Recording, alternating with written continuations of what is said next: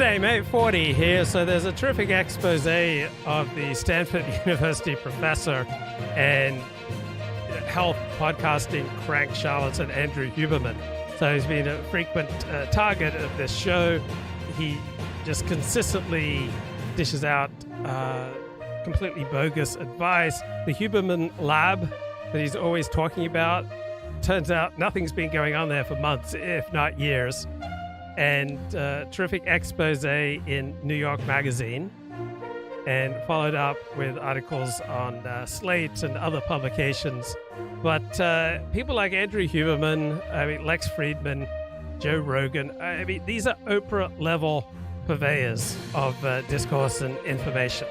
Just terrible sources of wisdom. And yet Andrew Huberman, wrapping himself in the mantle of Stanford University, has transformed himself into the #1 health and fitness podcast. But if you look to someone like Huberman for your health and fitness advice, all right, you're looking in a terrible place. So I just want to play a few little excerpts here from New York Magazine. It's articles written by Kerry Howley, who I interviewed on my blog about 20 years ago. She was a regular on Greg Gutfeld's Red Eye program on Fox News back in, 2005, 2007. And extremely ambitious. He gave the impression of working on himself. Throughout their relationship, he would talk about repair and healthy merging. He was devoted to his bull mastiff, Costello, whom he worried over constantly. Was Costello comfortable, sleeping properly? He was devoted. Andrew liked to dote on the dog, she says, and he liked to be doted on by Sarah. I was never sitting around him, she says. She cooked for him and felt glad when he relished what she had made. Sarah was willing to have unprotected sex because she believed they were monogamous. On Thanksgiving in 2018, Sarah planned to introduce Andrew to her parents and close friends. She was cooking. Andrew texted repeatedly to say he would be late, then later. According to a friend, he was just, "Oh yeah, I'll be there. Oh, I'm going to be running hours late." And then, of course, all of these things were planned around his arrival, and he just kept going, "Oh, I'm going to be late." And then it's the end of the night, and he's like, "Oh, I'm so sorry, this and this happened." Huberman disappearing was something of a pattern. Friends, girlfriends, and colleagues describe him as hard to reach.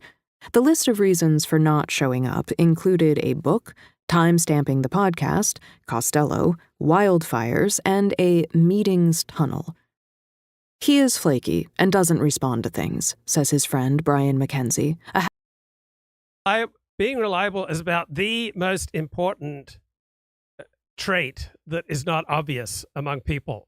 We need reliability, or we're immersed in chaos, and it just creates tremendous anxiety. So unreliable people in your life are incredibly destructive. All right. So you're disrupting, you're destroying, you're damaging, right? You're making life so much more difficult and unpleasant for people around you if you're unreliable. So it's not like this is some kind of trivial matter. Health influencer who has collaborated with him on breathing protocols. And if you can't handle that, Andrew definitely is not somebody you want to be close to. Look, most of my friends are married with kids, so I recognize if you have a family, if you have a demanding job, right, you have a demanding position in the community, I understand there are going to be all sorts of higher priorities than, say, getting together with coffee for you. So I understand those things. But above and beyond those type of obvious commitments where, you would expect someone to put their family first, and in some cases to put their job first or their communal responsibilities first. After that, if someone's constantly flaking on you because they're carrying on all these hidden sexual affairs, that's not the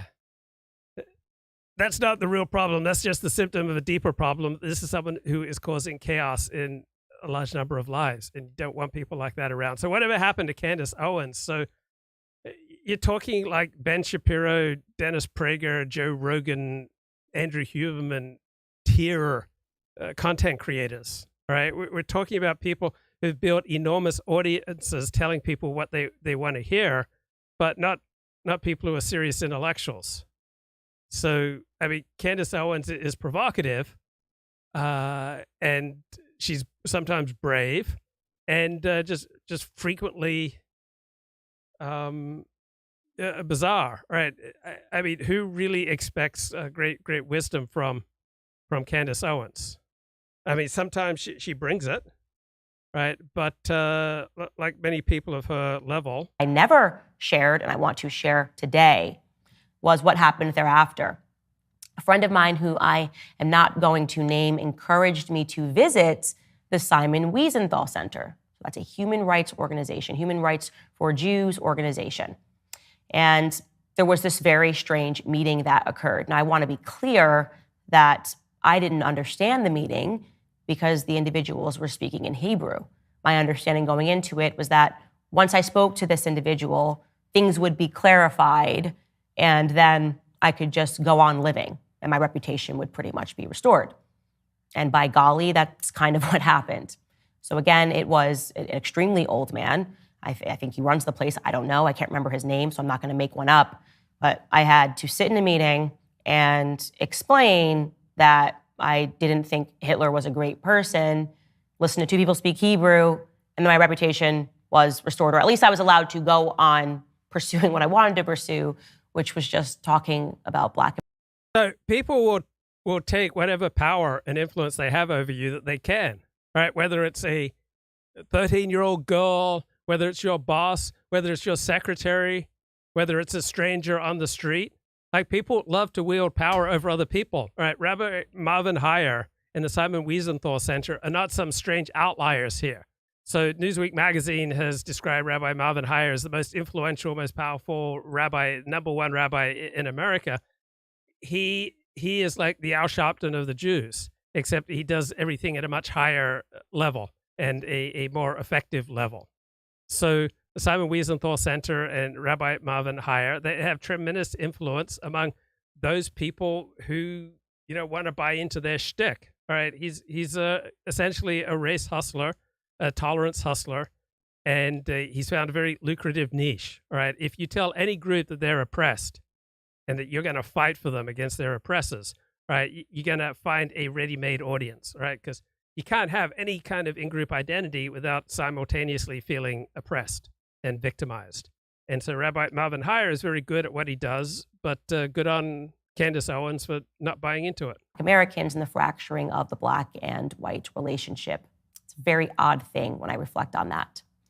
But I want to be clear that the threat that, Candace, this could be over at any moment for you, don't you get out of line again by, saying something that you never actually said, but don't make us have to threaten you again. That I still always felt over me because it was just a very scary thing to go through. Okay, you're going to feel that over you if you're weak, right? People will wield all the power they can over you, whether it's a boss, it's a secretary, a stranger, all right? You don't have to buy into it. I remember when I was making my journey into Judaism, people would try to take advantage of my naivete and my anxiety and my insecurity all the time. And then when I developed a sense of self and I started fighting back, such as on my blog, people didn't stop messing with me. So you will be victimized essentially to the extent that you allow yourself to be victimized, right? Marvin Heyer and the Simon Wiesenthal Center do not wield huge influence except for those who want to buy into that. And so there are all kind of ethnic hustlers, religious hustlers, tolerance hustlers, politically correct hustlers. The Simon Wiesenthal Center simply plays the game more effectively than almost everybody else. But just like the Southern Poverty Law Center, okay, they have enormous, financial assets behind them. But you don't have to go around like a victim, right? There's no point in making unnecessary enemies in life. Right, you want to have the best possible relations with everyone that you possibly can, including the Simon Wiesenthal Center and the Southern Poverty Law Center, but it doesn't mean you need to sacrifice your integrity. So, world's number one rabbi. Well, Newsweek named him the number one rabbi in America. Yeah, for Jews that take Judaism seriously, people who simply peddle the great threat of the Cossacks and anti-Semitism, right, are not taken seriously. All right. The Simon Wiesenthal Center shtick, the Anti-Defamation League shtick, that is a way, along with like human rights obsessions, that's a way for people to feel something given that their ordinary commitments to left of center politics have proved frustrating. So the great obsession with human rights in the 1970s came about because all sorts of people on the left found Marxism ultimately empty and unsatisfying, and they needed some other kind of virtuous crusade. And so whether it's human rights or fighting anti-Semitism or fighting racism or fighting bigotry, it's a way to feel something, to feel virtuous, and to try to carve out a public and prosperous and esteemed, prestigious role for yourself. But you're only going to carve out a prestigious role for yourself with people who buy into your hustle. So if you don't buy into that hustle, all right, you're going to have contempt for people like this. And these hustlers like Southern Poverty Law Center and Simon Wiesenthal Center, et cetera, frequently they deserve contempt. And then sometimes they do good work, right? You frequently learn more from your enemy than from your friends. Yeah, Luke Ford's platforming of Nick Fuentes was a springboard to Nick's mainstream success. Okay, any more good clips of Candace Owens? He in some ways disappeared, says David Spiegel, a Stanford psychiatrist who calls Andrew prodigiously smart and intensely engaging. I mean, I recently got a really nice email from him, which I was touched by. I really was. In 2018, before he was famous, Huberman invited a Colorado-based investigative journalist and anthropologist, Scott Carney, to his home in Oakland for a few days. The two would go camping and discuss their mutual interest in actionable science. It had been Huberman, a fan of Carney's book What Doesn't Kill Us, who initially reached out. Okay, so the people that we love and venerate and listen to, they say a great deal about us. I mean, Huberman was obviously a considerable element of shyster and con man from day one. And if you bought into his shtick, it shows a certain willful naivete on your part. So here's more Candace Owens clips. I don't get to tell a black man if he's experiencing racism. Mm-hmm. He knows. I don't get to tell you if you're experiencing misogyny. You know. If I make a comment and it's misogynistic, and you say, Rabbi, that was really misogynistic, my job is to say, wow, I didn't mean that. I apologize. Yeah, in some circumstances, that's the most adaptive way to go. But there's nothing passed on from heaven that dictates this is the way to go. The Torah doesn't say this is the way to go, right? It's not like certain groups, blacks, Jews, women, trans, homosexuals, get veto power over public speech. Jews get to tell us that was anti-Semitic.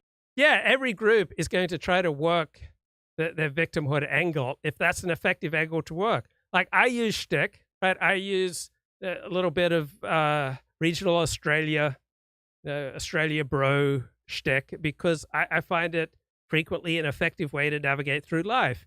And people who invoke the evils of anti-Semitism or racism or homophobia or bigotry, they do that because they get rewarded for doing so.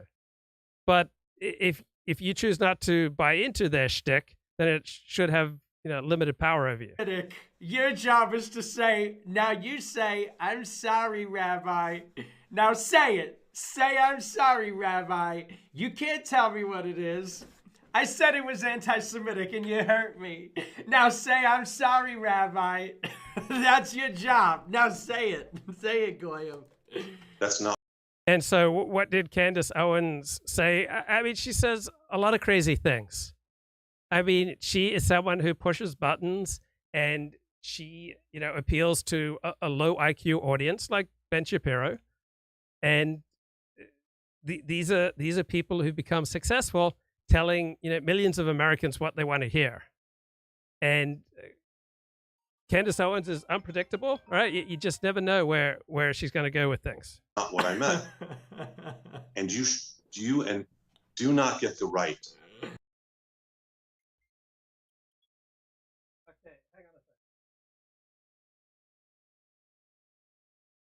And the two became friendly over phone and email.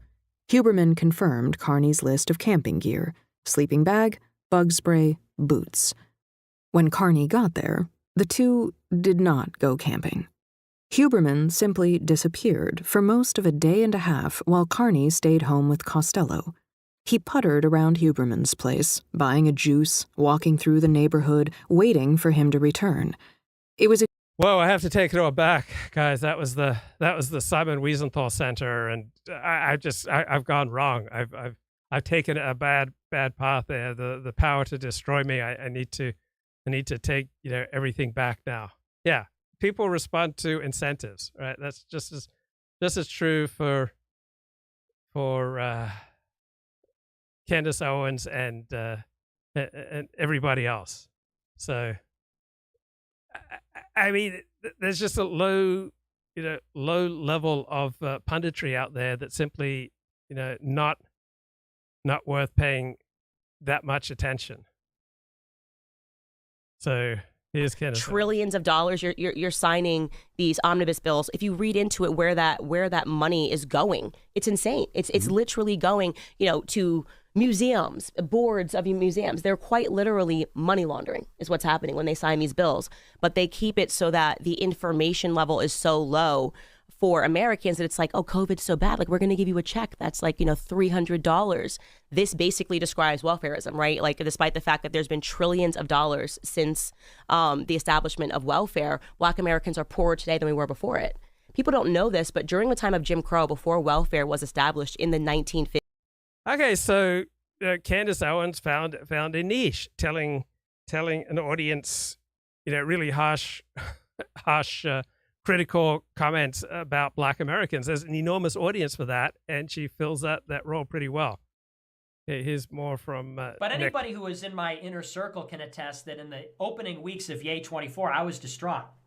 I talked to Candace Owens about this. I talked to Classical Theist about this. I talked to everybody around me. I said, I don't know what to do. This guy's a psycho. This guy is pure evil. I want nothing to do with him. But yet, I can't really, I'm in this bad situation where now I'm on a team. It's not like the same thing when you're in control. When you're on a team, you can't really call the shots. Also, if I were to leave very publicly, it's going to look bad on Ye. It's going to look bad on me. So anyway, it was a tough thing to navigate, but I think that God created a path. But anybody who was in my inner circle. But I said, look, dude, I'm like, here's the problem. You want to have it both ways. Like, you want to enjoy the privilege of being a minority, but also the privilege of being a majority. I'm like, maybe you should just have respect for the fact that you're not American and butt out. Like, where's the respect? Where's the due consideration and respect to say, hey, I'm not home. I'm a foreigner. Therefore, I am not entitled to. Well, Jews, blacks, whatever outgroup may or may not be, some of them may or may not be foreigners in America, but many of them being here for many, many generations. So you can't just say like Jews are foreigners in America. So most Jews in America are highly assimilated. And the Jewish question, the question of whether Jews can be full citizens of a host country, all right, that was often debated in Europe in the 19th century. Very few people are going to debate that today, right? There's not this large audience questioning whether Jews can be full Americans or full Germans. Very few people have that concern anymore. Right, here's Candace Owens with the Daily Wire a couple of weeks ago. So when I'm walking through Jerusalem and they say these are the Muslim quarters, this is where the Muslims are allowed to live, that doesn't feel like a bastion of freedom to me. So wait, there are Jewish quarters in every major city in the United States. There are Jewish neighborhoods, so it's not like Muslims are only allowed to live in certain sectors. Right, they're free to live in the overwhelming majority of Israel, like 95% of Israel. Right, Muslims are welcome to live there. I guess. Oh, I don't think it's where they're allowed to live in Jerusalem. I think it's that there's an Armenian quarter. It's not saying the Armenians can only live here. It's that there are communities, just like there's a. Right. So Candace Owens just doesn't know very much, but she is brave. And so sometimes she says some brave things, and frequently she says a lot of dumb things. Jewish community in Jersey here, and there's a Muslim community in here. I don't think, to my understanding, it's not restrictions within Israel proper of where I Israeli think it is Arab where they. citizens I think it is where they have. I mean, at least that's what the rabbi who was taking me around. He said these are the Muslim quarters, so this is where the Muslims live, but he didn't say anything about legally saying they cannot live on other places within Israel proper. I mean, there's Israeli Arab citizens. So when I'm walking through Jerusalem. Okay, so Candace Owens, here she says, Israel controls conservative media. Let's hear this. Take somebody out and end their entire career, because what it registers to me as is power. Real power hiding behind a veneer of victimhood, the kind of power that can take somebody out and end their entire career if that person says something that they don't like. And in this case, it's not that I'm saying things that they don't like, it's that I'm refusing to allow my voice to be controlled. I want to be clear to you guys. I'm going to be honest with you because everybody's noticing it. Every single political commentator in America, every single one of them knows this, that if you do not step out and say things that are radically pro-Israel, or if you are too quiet on certain narratives and they want you to be radically pro-Israel, you can lose everything. That's true. That's not true, right? You're not going to lose everything as a commentator if you're not pro-Israel. It is true that there aren't any actively, anti-Israel voices among the mainstream pundits in the United States. So plenty of the mainstream pundits in the United States are fairly neutral towards Israel. But it's not like you absolutely have to toe a pro-Israel line. Now, in certain sectors of conservative media, yeah, you do. That is a fact. I'm not feeling like I need to hide from that anymore or be afraid to say it, rather, is a better way to say it, because I've endured this for years. I'm just at the end of my rope. I have given so much rope here, and I am just done with it. Every person that you are a fan of, they know this. Every person that you line up to go here speak, they know this. Again, it's not even on the basis of what you say. It can sometimes be on the basis of what you don't say. That an entire mob will assemble, they'll write piece after piece after piece until you subjugate.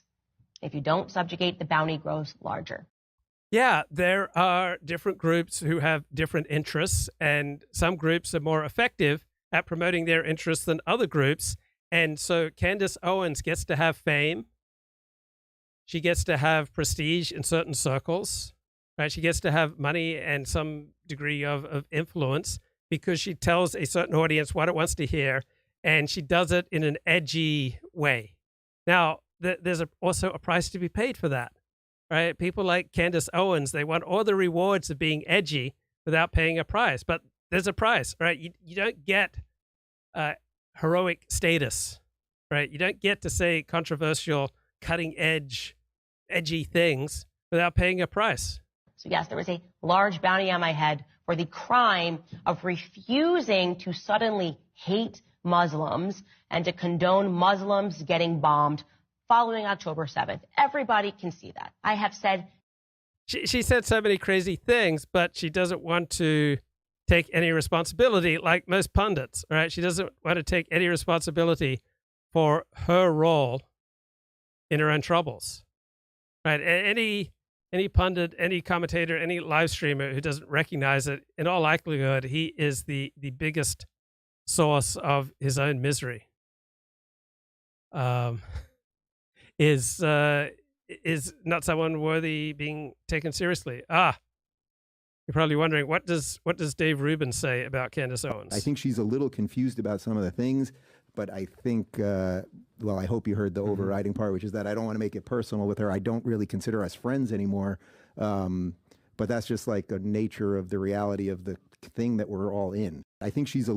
Right, so this is the nature, right-wing media, like left-wing media or most of the leading podcasts, all right? It's kind of a social circle, and you use each other to try to get ahead. And you're not supposed to speak out and rock the boat. Here's more from Candace. I am Team God.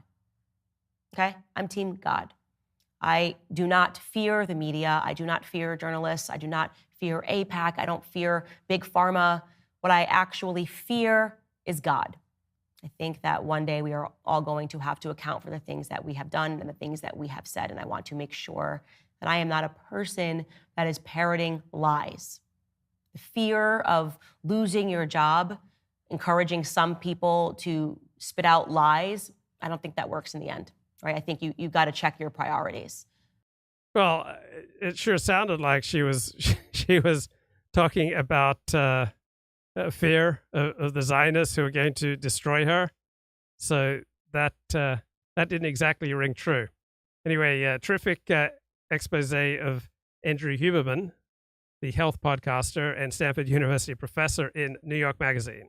Extremely weird, says Carney. Huberman texted from elsewhere saying he was busy working on a grant. A spokesperson for Huberman says he clearly communicated to Carney that he went to work. Eventually, instead of camping, the two went on a few short hikes. Even when physically present, Huberman can be hard to track. I don't have total fidelity to who Andrew is, says his friend Patrick Dossett. There's always a little unknown there. He describes Andrew as an amazing thought partner with almost total recall, such a memory that one feels the need to watch what one says. A stray comment could surface 3 years later. And yet, at other times, you're like, all right, I'm saying words and he's nodding or he is responding, but I can tell something I said sent him down a path that he's continuing to have internal dialogue about, and I need to wait for him to come back. Andrew Huberman declined to be interviewed for this story. Okay, so we've chronicled on here, I've chronicled on here countless times the amount of dubious information that he releases, and a terrific essay in Slate magazine that makes the point his podcast focuses on pseudoscience. He makes claims that appear scientific, that sound scientific, that feel scientific, but they just lack evidence, plausibility, and validity. So pseudoscience, such as Andrew Huberman's podcast, present unsubstantiated conclusions, but it takes a little bit of effort to distinguish them from conclusive evidence. So he often says grains of truth, but those grains of truth are exaggerated way beyond the point of usefulness to lead you further away from truth. So he fills his podcast with confident displays of pseudoscience, topped with the appeal to authority he garners by regularly repeating his academic credentials to gain your trust. So he's great at dishing out the scientific-sounding jargon that make you think that he knows what he's talking about. And you see this same sort of thing with people like Jordan Peterson and all sorts of would-be gurus. So this is Decoding the Gurus, looking at the descent of Jordan Peterson. He was. Now, let's see where he's gotten to with vaccines. We use force for all sorts of things in terms of public health. We don't generally use force to invade people's bodies. How long have vaccine mandates been a thing in Canada, the United States, and the entire world? I don't think they should have been a thing. That's great if you don't think they should have been, but when you say we don't generally use force, we absolutely use force. We've enforced vaccines for a long time. It's an important part of public health. Fair enough. We did it on a scale and at a rate during the COVID pandemic, so-called pandemic, that was unparalleled. And the consequence of that was that we injected billions of people with an experimental, it wasn't a bloody vaccine. Of course. No, it wasn't. Yes, it was. No, it isn't. Yes, it is. It's not. not. Doesn't it have a 100% success rate? You think it's a definition of vaccine? The whole point of the vaccine is to give your body a protein to train on so that your immune system works. Who cares if it's not the same? There's different types. They used the word vaccine so that they didn't have to contend with the fact that it wasn't the same technology. There are different types of vaccines there certainly that are different technologies. Fine. The mRNA vaccines is a type of vaccine technology. Vaccines. Now this is vaccines. No, it was like this and now it's like this. No. It was like this and now it's like this. The mRNA technology was a radical qualitative leap forward in technology. You can call it a vaccine if you want to, but it bears very little resemblance to any vaccine that went before that. And the reason it was called a vaccine was because vaccine was a brand name that had a track record of safety, and shoehorning it in that was one of the ways to make sure that people weren't terrified of the technology. And I think the reason it was called a vaccine is because they're injecting you with something that's inoculating you against something in the future because it has proteins that resemble a virus that... Yeah, so that was Destiny, the lefty streamer, doing an excellent job going up against Jordan Peterson. Has just become increasingly a crank on the subject of vaccines, like Andrew Huberman, another anti-vaxxer. So he's on board now. He's caught up. He's caught up. Yeah, he's got the memos in the meantime. But I think it's a really good illustration of... Right. When you do a live stream and you tap into a much larger audience, it's incredibly seductive. It's incredibly exciting. And if you're doing independent media, all right, you have to be successful, usually deliver content that people won't get in the Los Angeles Times, NBC News, CNN. And so it just becomes increasingly tempting to descend into the world of conspiracy theories. And there's this very familiar trajectory of descent that I see from Dennis Prager to Jordan Peterson to all sorts of other people. They start out taking great pride in their rationality and their respect for empirical methods. And then they realize that they become much more successful, and they may not even consciously realize this when they give people a fringe audience what it wants to hear, which is essentially various conspiracy theories about how you're being screwed over by the powers that be, by institutions. And you are at times being screwed over by powers that be and institutions, just like at times you're screwing other people over. It's not like there's one group of people who are just consistently good and another group of people are consistently bad. It's not like institutions are consistently good or bad. Sometimes they're good, sometimes they're bad, sometimes they're mixed. Sometimes I'm good, sometimes I'm bad, sometimes they're mixed. We're all a mixed bag. But when you tap into the enormous audience that comes from telling people what they want to hear, that they're being screwed over by the powers that be, and you're going to fight for them, and then you find you get more of an audience. The more edgy you go and the more conspiratorial you go. There's this very familiar trajectory of descent into start explaining more and more of the world in terms of conspiracy theories, and then it turns into, when you pretty much hit bottom, right, is when you're explaining the world by invoking demons. Now, I'm not talking about traditional people with a traditional view of the world, a magical view of the world, who see God and demons and angels everywhere around us. I'm talking about people who are incredibly successful in the public sphere, using the tools of rationality and empiricism, but then they start descending when they get captured by an audience that wants to hear more and more conspiracies, and then they descend from a world of rationality and empiricism into a world where you're explaining more and more through invoking conspiracy theories, and eventually it comes down to it's demons that are getting people to do things. All right, when you arrive at demons as your explanation, right, as opposed to that as being a solid part of your worldview, as long as you've been thinking about the world, right? That's a different category of people. But when you descend through conspiracies into invoking demons to explain the world around you, you've given up trying to understand reality. Like you've given up trying to understand how different people experience the world differently, or respond to different incentives, all right, have different experiences, and you've given up with explanations, rationality, and empiricism, and you're just reaching for the bottom of the barrel explanations. We should cut back. We can't consume as much as we are all consuming. It's like, well, maybe, except the data that I've read indicate that if you can get the GDP of people up to about $5,000 a year, then they start caring about the environment, and the environment cleans up. Oh, God, so much in there. Yeah, so this is Jordan talking about there's some mechanism, right? Essentially, he's invoking demons and devils here. Responding to somebody who early on suggested, this was early days in Jordan Peterson's rise to fame, and they wanted to suggest that, in the loss of collective meaning, that perhaps climate change activism could be used to unite people, right? This was the suggestion by an audience member. Now, they obviously didn't fully understand the extent to which Jordan Peterson is a climate change skeptic, to put it charitably, or denialist might be another way to put it, but listen to his response to this, or some of it. The climate change issue is an absolutely catastrophic, nightmarish mess, and the idea that will unite us that's not going to unite us. I mean, first of all, it's very difficult to separate the science from the politics, and second, even if the more radical claims are true, we have no idea what to do about it, and so, no. And besides, it's even worse than that. Here's one of the worst things about the whole mess is, so as you project outwards with regards to your climate change projections, which are quite unreliable to begin with, and the unreliability of the measurement magnifies as you move forward in time, obviously, because the errors accumulate. And so if you go out 50 years, the error bars around the projections are already so wide that we won't be able to measure the positive or negative effects of anything we do right now. So how in the world are you going to solve a problem when you can't even measure the consequence of your actions? Like, how is that even possible? And besides that, well, what's the solution? What are we going to do? Switch to wind and solar? Well, good luck with that. Just try it and see what happens. We can't store the power. Germany tried it. They produced more carbon dioxide than they did when they started because they had to turn on their coal-fired plants again. That wasn't a very good plan, but we don't want nuclear. It's like, okay, what happens at night? Oh, the sun goes down. Well, isn't that something we should have taken into account? Oh, we got to flip on the coal-fired plants. Well, so it was a complete catastrophe, and all that happened was the price of electricity shot up. It was like zero utility. So that's not a solution. So what are we going to do about it? Well, we should cut back. We can't consume as much as we are all consuming. It's like, well, maybe, except the data that I've read indicate that if you can get the GDP of people up to about $5,000 a year, then they start caring about the environment, and the environment cleans up.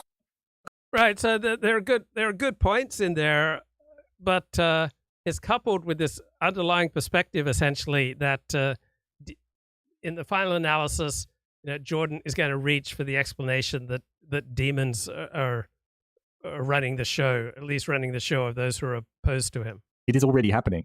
Like Jordan would have you believe that it is impossible and that it just can't be done. It's not really happening. We don't know what's going on, so don't even try. But what strikes me, Chris, is the in terms of the rhetoric and the words he's dropping there about the WEF, about how it's basically communism, how it's the World Economic Forum.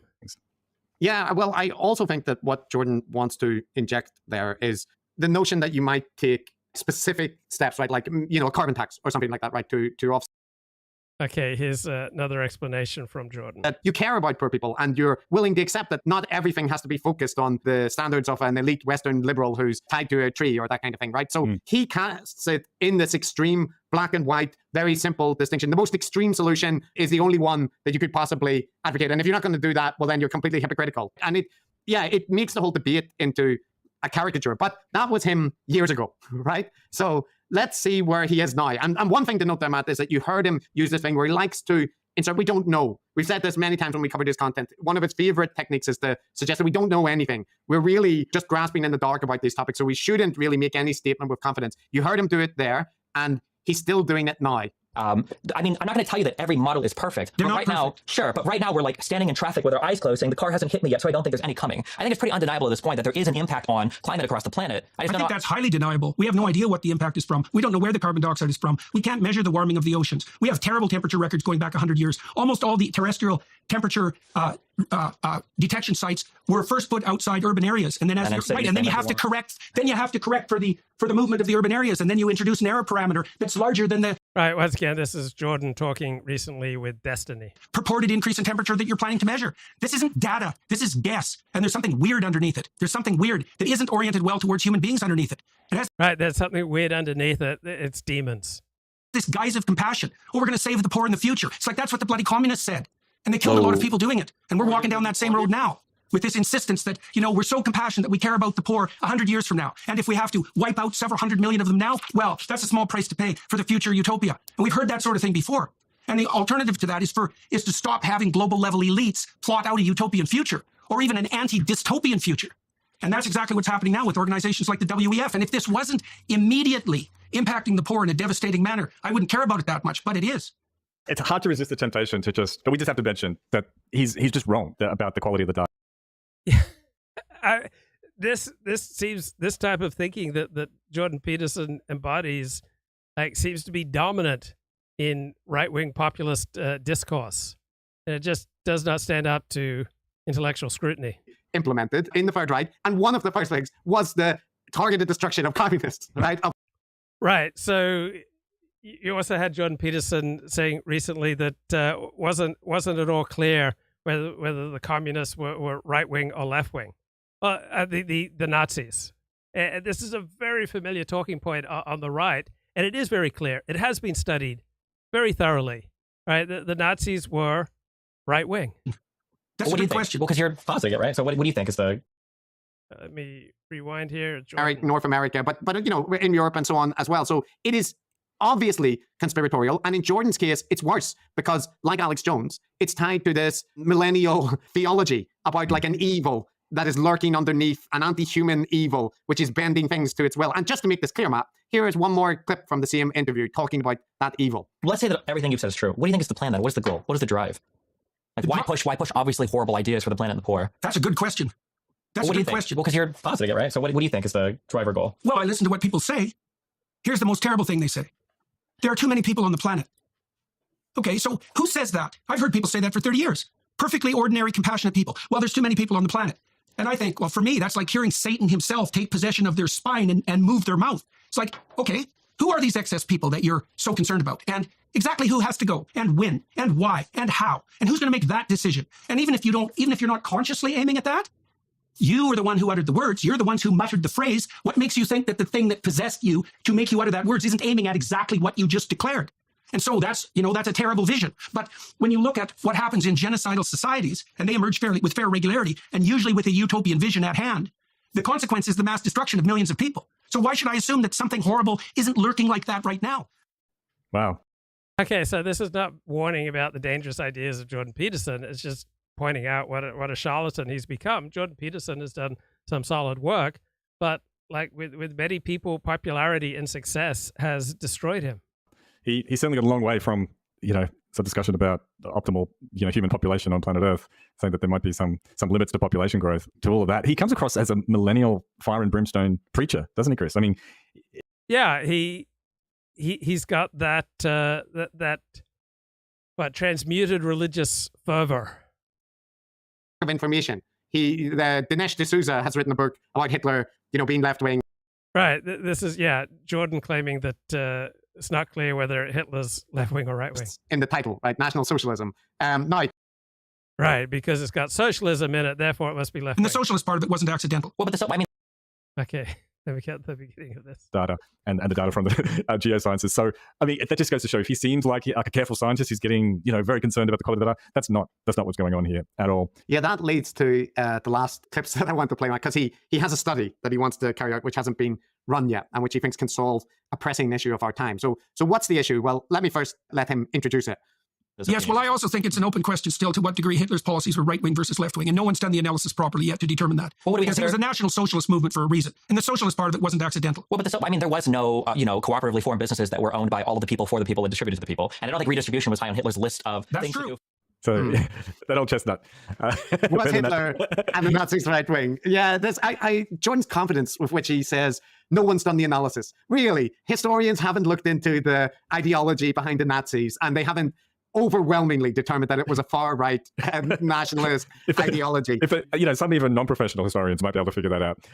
It's not that hard. I mean, the thing which has tripped up Jordan here, which is very common amongst conservatives, seemingly, is that they use socialists in the title, right? National Socialism. Now, historians have known that, Matt, and they've addressed that. And it is true that the Nazis in the earlier periods tried to appeal to some of the dissatisfaction that was being scooped up by the communists at the time. But it was absolutely opportunistic. And you can see that because you just need to look at what Nazi actual policies were when they were actually implemented in the Third Reich. And one of the first things was the targeted destruction of communists, right, of socialists. So it's mind-boggling to claim that. But this is a common viewpoint amongst the right more recently, right? And this, again, speaks to Jordan's, network of information.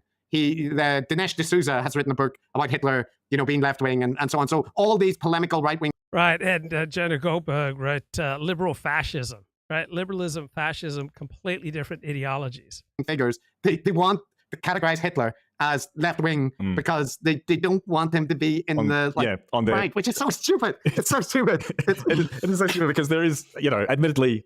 Maybe I can just restrict it to Australia. Your typical person who votes for the Liberal Party or your typical person who votes for the Labor Party is not trying to usher in either a great leap forward in a 5-year plan or the final solution and annexing New Zealand, right? It's just different.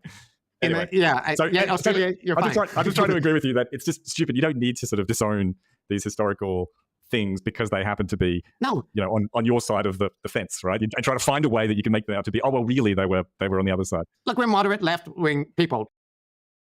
Right, that's from the podcast Decoding the Gurus. This is Dennis Prager. It was far right or was actually a far left ideologue. Okay, thank you for your time. I enjoy listening to Fireside Chat every week. All the best. Thank you. Hitler was left-wing in that he believed in socialism. Remember, Nazism is National Socialism. Very few people know that, especially if you go to college where you don't learn much. But that... Okay, just because Nazism had National Socialism in its name doesn't make it left-wing, right? Every historian pretty much who studied this notes the obvious, that Nazism is a right-wing party that believes in hierarchy.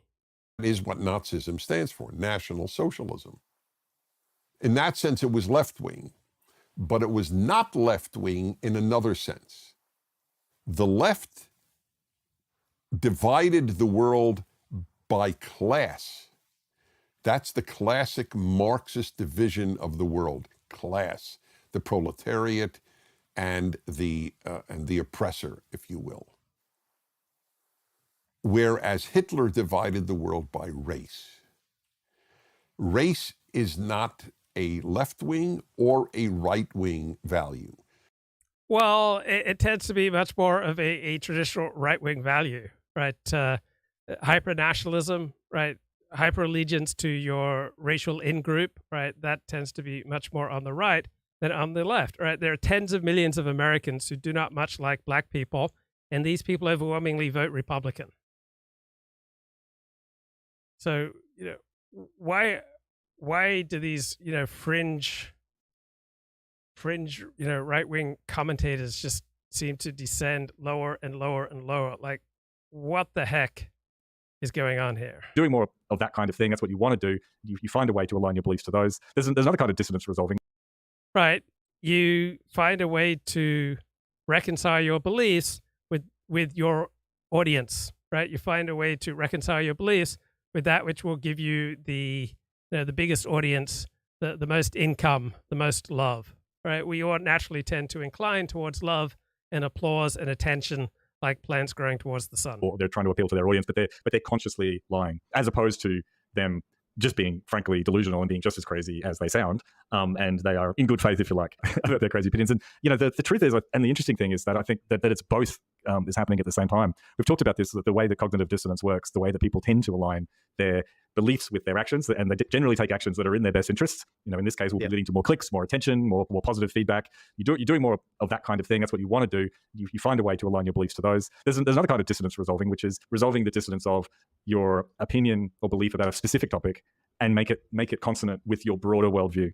So let's say Jordan Peterson is a conservative, is very inherent suspicious of the kinds of things like climate change. He might have come across some evidence, some opinions about climate change being a genuine thing. He likes to think of himself as a scientist. He might have felt it convincing, but he would be strongly compelled to find some problems with that and find a way to allow himself to disregard that information such that he can form an opinion about climate change that is fully aligned with his broader worldview. And I don't think the gurus are special in that regard. Everybody, all of us, are prone to doing that backwards kind of reasoning, where you start off with your conclusions, you start off with your deeply held beliefs, and then you work backwards and find out a way that you can deal with.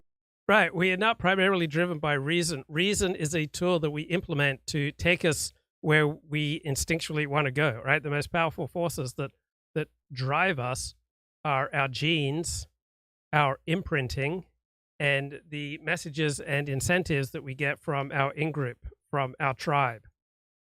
Right. It's not the independent power of reason that tends to lead us in life. The various bits of evidence broadly construed in such a way that allows you to come to the conclusions that you've already decided upon. And we'd like to believe that we start from whatever evidence, whatever information is available, and work forward to beliefs and then revise those beliefs or even more general sort of worldviews based on that. But sadly, we are mere mortals and we're not very good at that.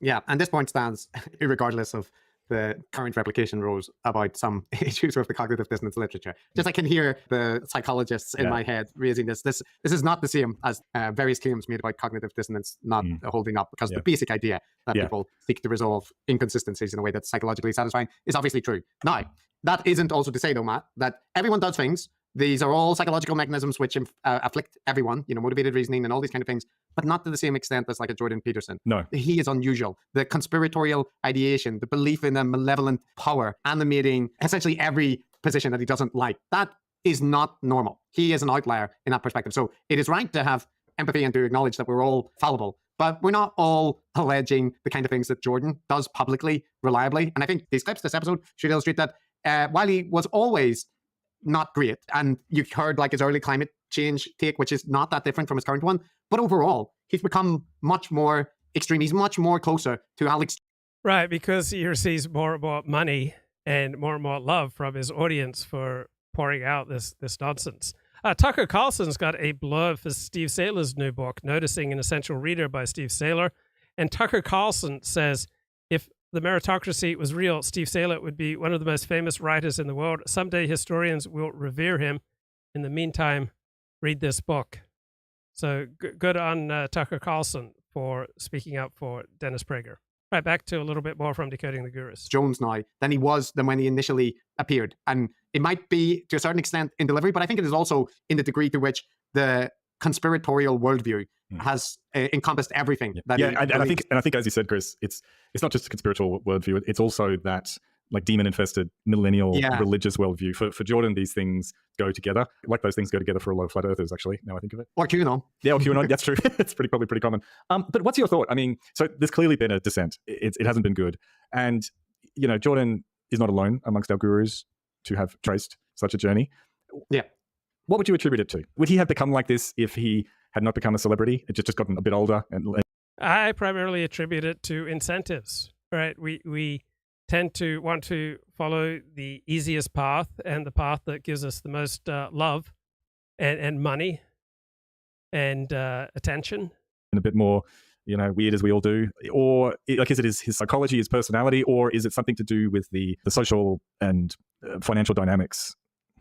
I think that there is multiple contributing factors. One is that he appears to be a grandiose narcissist, and that he always saw himself as a kind of revolutionary thinker with big ideas, right? His Maps of Meaning book is claiming to absolutely revolutionize our understanding of.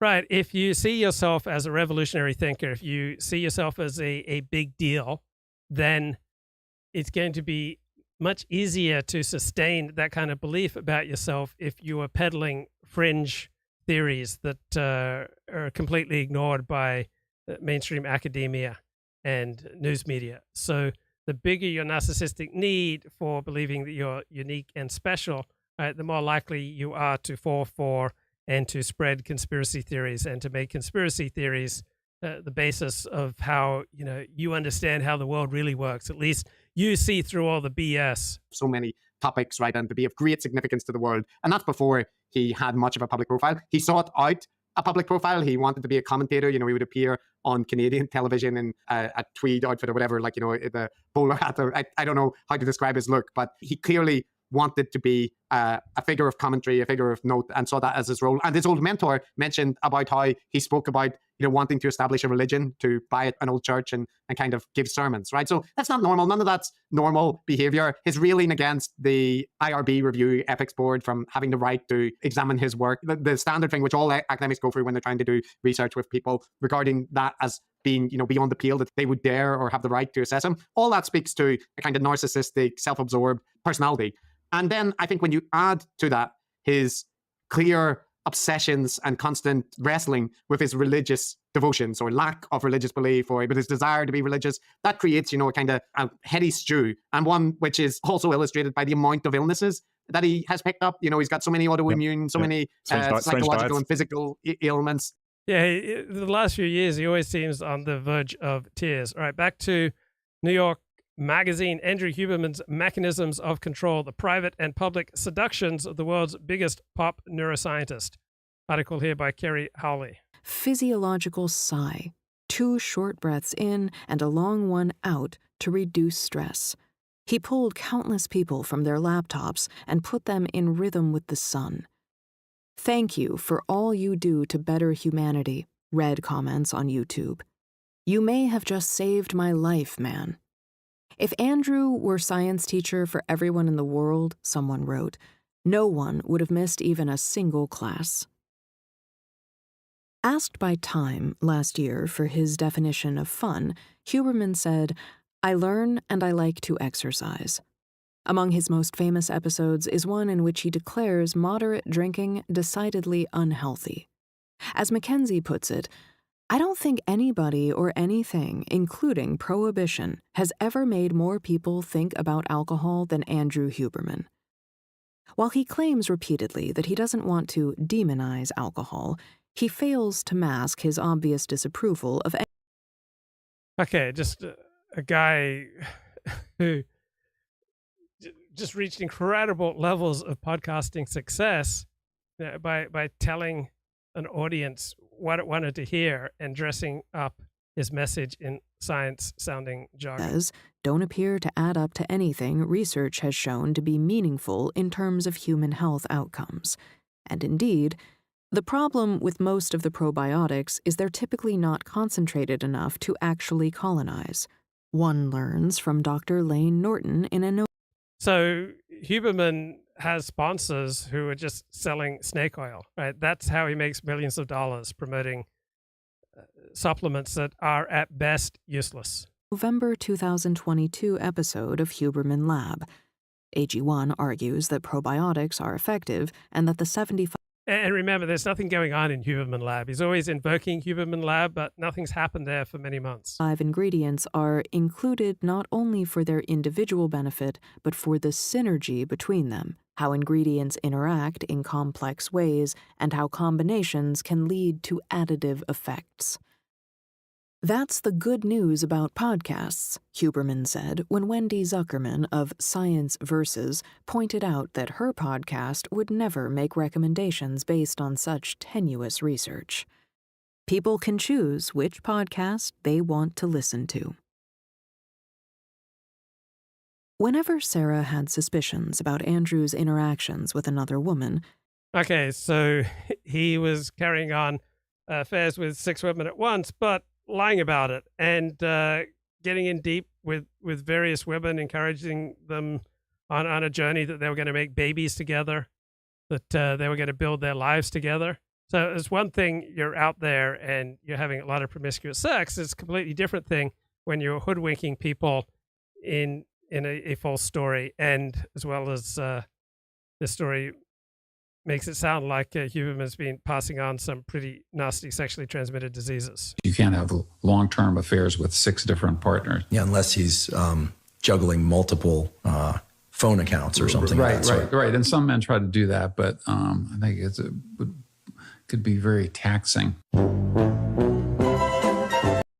Yeah, that's what Huberman does. Right, juggles multiple phones. So sometimes people are selecting for somebody who's really nice, really funny. We get along so well. I mean, there are other criteria, right? I'm just trying to get you to say it's okay for us to be shallow, really, at the end of the day. It's as okay to be shallow as being shallow is important to you, right? There are people who are like, they have their list, right? They're like, I want to be with someone who graduated college, or I don't care, or I want to be with somebody who, is physically attracted to, et cetera, et cetera.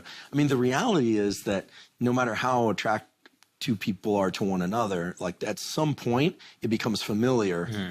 But there are certain people, like I'll just disclosure, I'm actually become in a relationship, monogamous relationship, actually become more attracted to the person I'm with. And I think it's something through the nose. It's like a pheromone thing. Yeah. I become very conditioned to them. Right? It's not that no one else becomes attracted to me, but I become very conditioned to them. Mm-hmm. And so I don't know that everyone's like that. I've only been me, but I know that there are some people that get really restless after they've been with the same person for a little while. And sometimes that's psychological, like they never got it out of their system. They married the first person they were with. And other times it could be physiological, So there's a lot of range on these. I mean, the biology constrains it.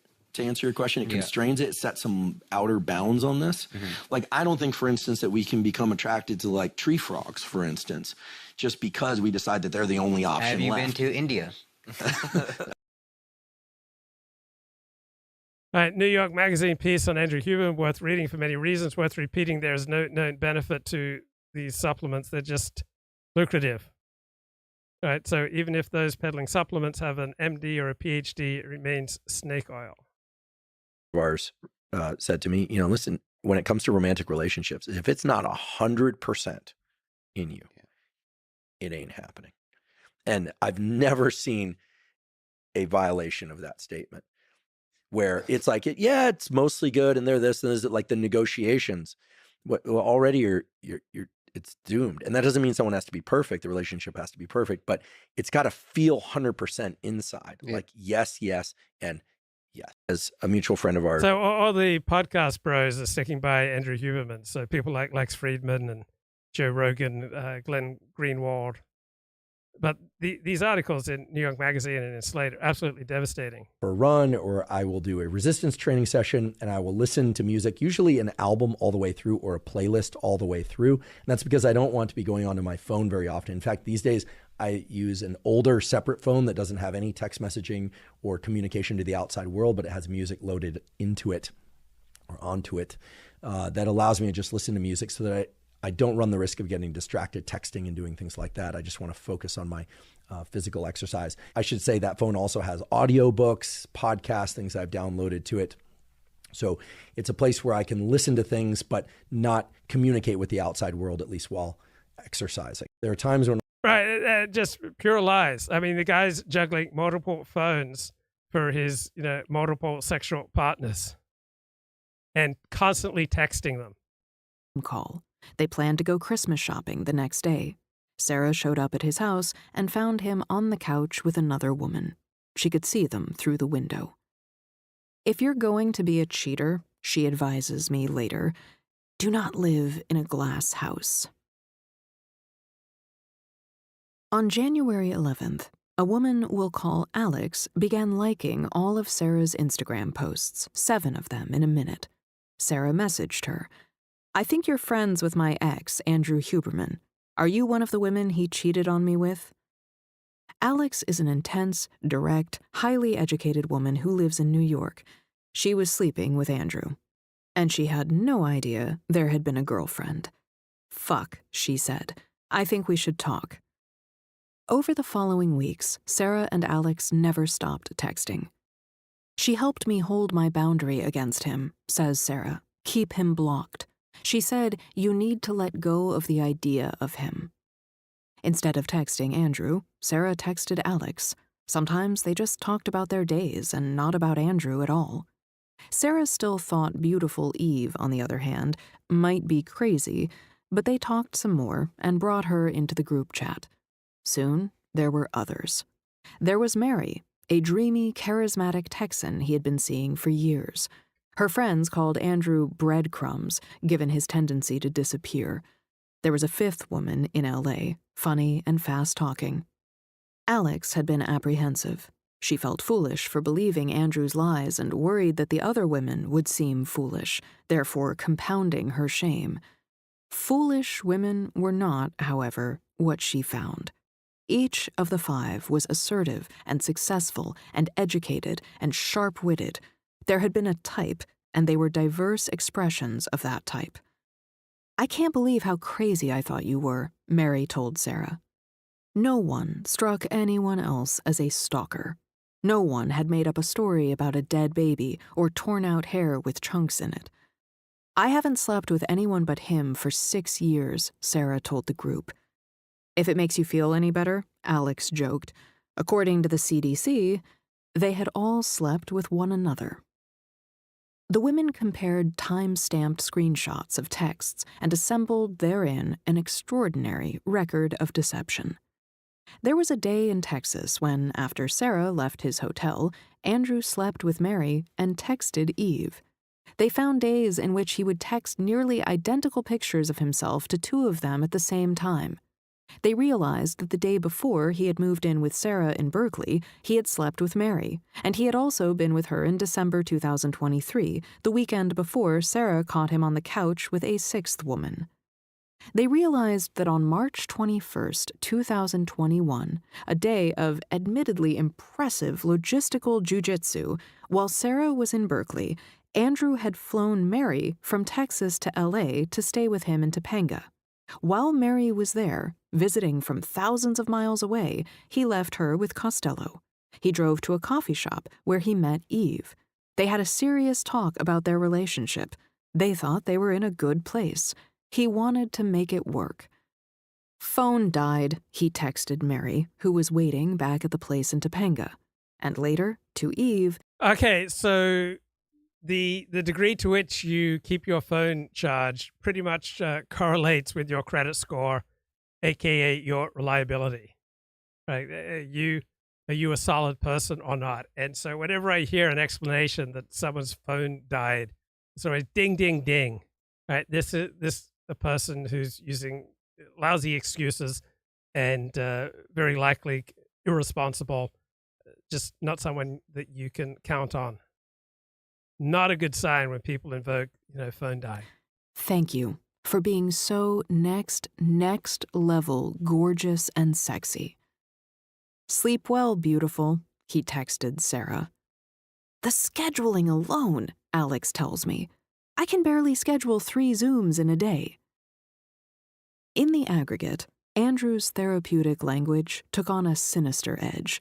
It was communicating a commitment that was not real, a profound interest in the internality of women that was then used to manipulate them. Does Huberman have vices? Asks an anonymous Reddit poster. I remember him saying, reads the first comment, that he loves croissants. While Huberman has been criticized for having too few women guests on his podcast, he is solicitous and deferential toward those he interviews. In a January 2023 episode, Dr. Sarah Gottfried argues that patriarchal messaging and white supremacy contribute to the deterioration of women's health, and Andrew responds with a story about how his beloved trans mentor, Ben Barris, had experienced intense suppression or oppression at MIT before transitioning. Psychology is influencing biology, he says with concern, and you're saying these power dynamics are impacting it. In private, he could sometimes seem less concerned about patriarchy. Multiple women recall him saying he preferred the kind of relationship in which the woman was monogamous, but the man was not. He told me, says Mary, that what he wanted was a woman who was submissive, who he could slap in the ass in public, and who would be crawling on the floor for him when he got home. A spokesperson for Huberman denies this. The women continued to compare notes. He had his little ways of checking in. Good morning, beautiful. There was a particular way he would respond to a sexy picture. Hi there. A spokesperson for Huberman insisted that he had not been monogamous with Sarah until late 2021, but a recorded conversation he had with Alex suggested that in May of that year he had led Sarah to believe otherwise. Well, she was under the impression that we were exclusive at the time, he said. Women are not dumb like that, dude, Alex responded. She was under that impression, then you were giving her that impression. Andrew agreed. That's what I meant. I'm sorry, I didn't mean to put it on her. The kind of women to whom Andrew Huberman was attracted, the kind of women who were attracted to him, these were women who paid attention to what went into their bodies, women who made avoiding toxicity a central focus of their lives. They researched non-hormone disrupting products, avoided sugar, ate organic. They were disgusted by the knowledge that they had had sex with someone who had an untold number of partners. All of them wondered how many others there were. When Sarah found Andrew with the other woman, there had been a black pickup truck in the driveway, and she had taken a picture. The women traced the plates, but they hit a dead end and never found her. Tell us about the dark triad, he had said to Buss in November on the trip in which he slept with Mary. The dark triad consists of 3 personality characteristics, said Buss.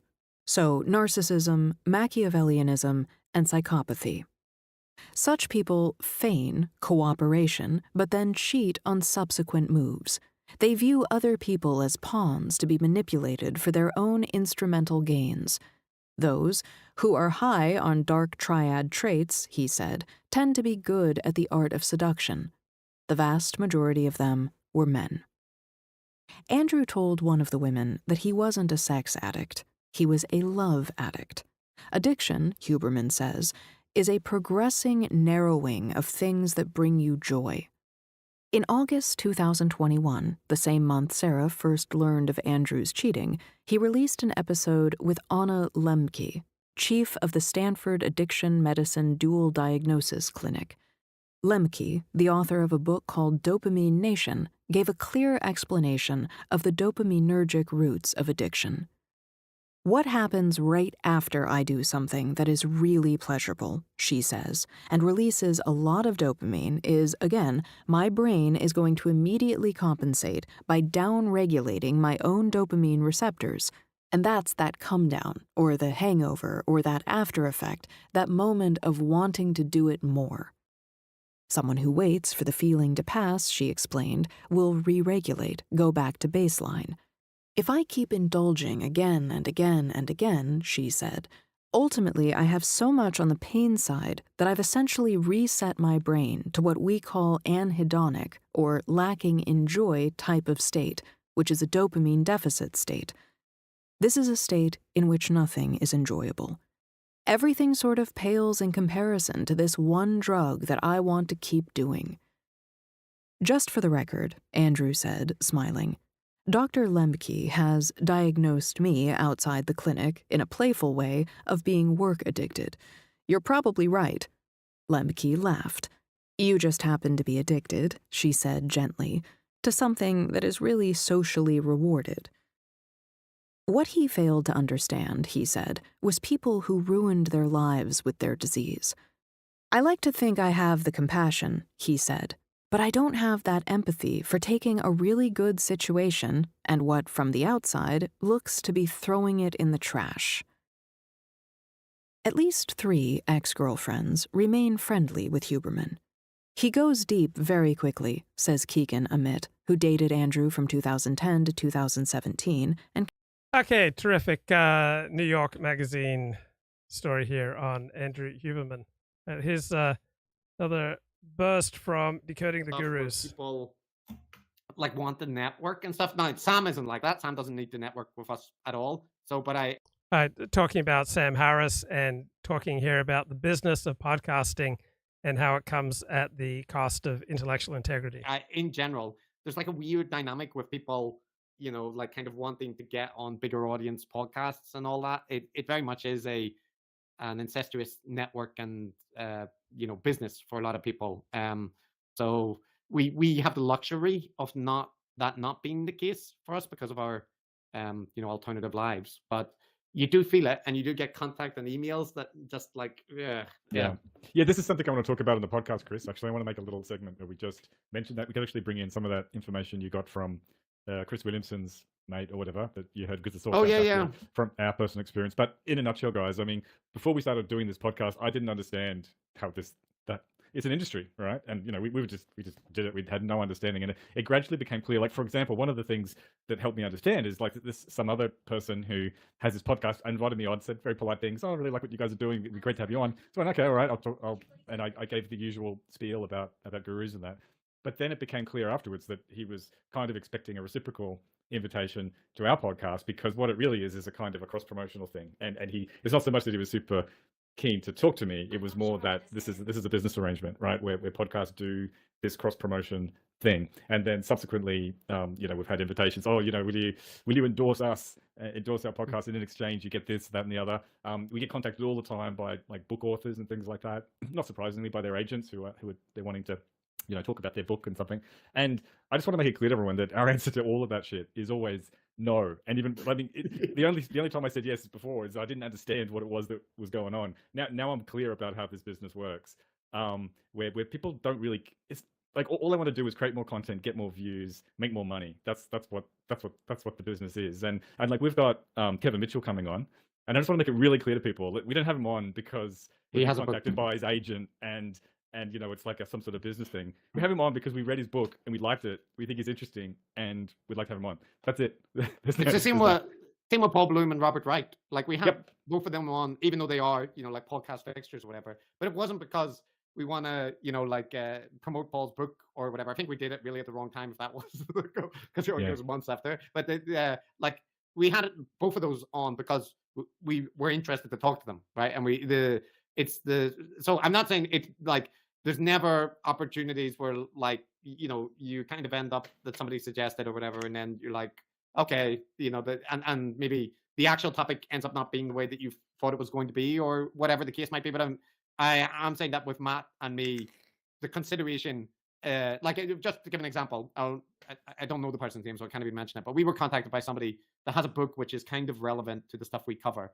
But and the person suggesting them as a guest appears to understand the podcast and, you know, could pitch why it was relevant and all these kind of things. But both Matt and I looked, and the book is making a bunch of claims that would take us a whole bunch of time to fact check. It's kind of alleging potential like conspiracies and that kind of thing. And it's written by an investigative journalist, but it would require us to like either accept their framing or to go and do a bunch of research so we could critically evaluate the claims that they want to make. And it's just like, you know, no, because it's not, we don't have the time to do it.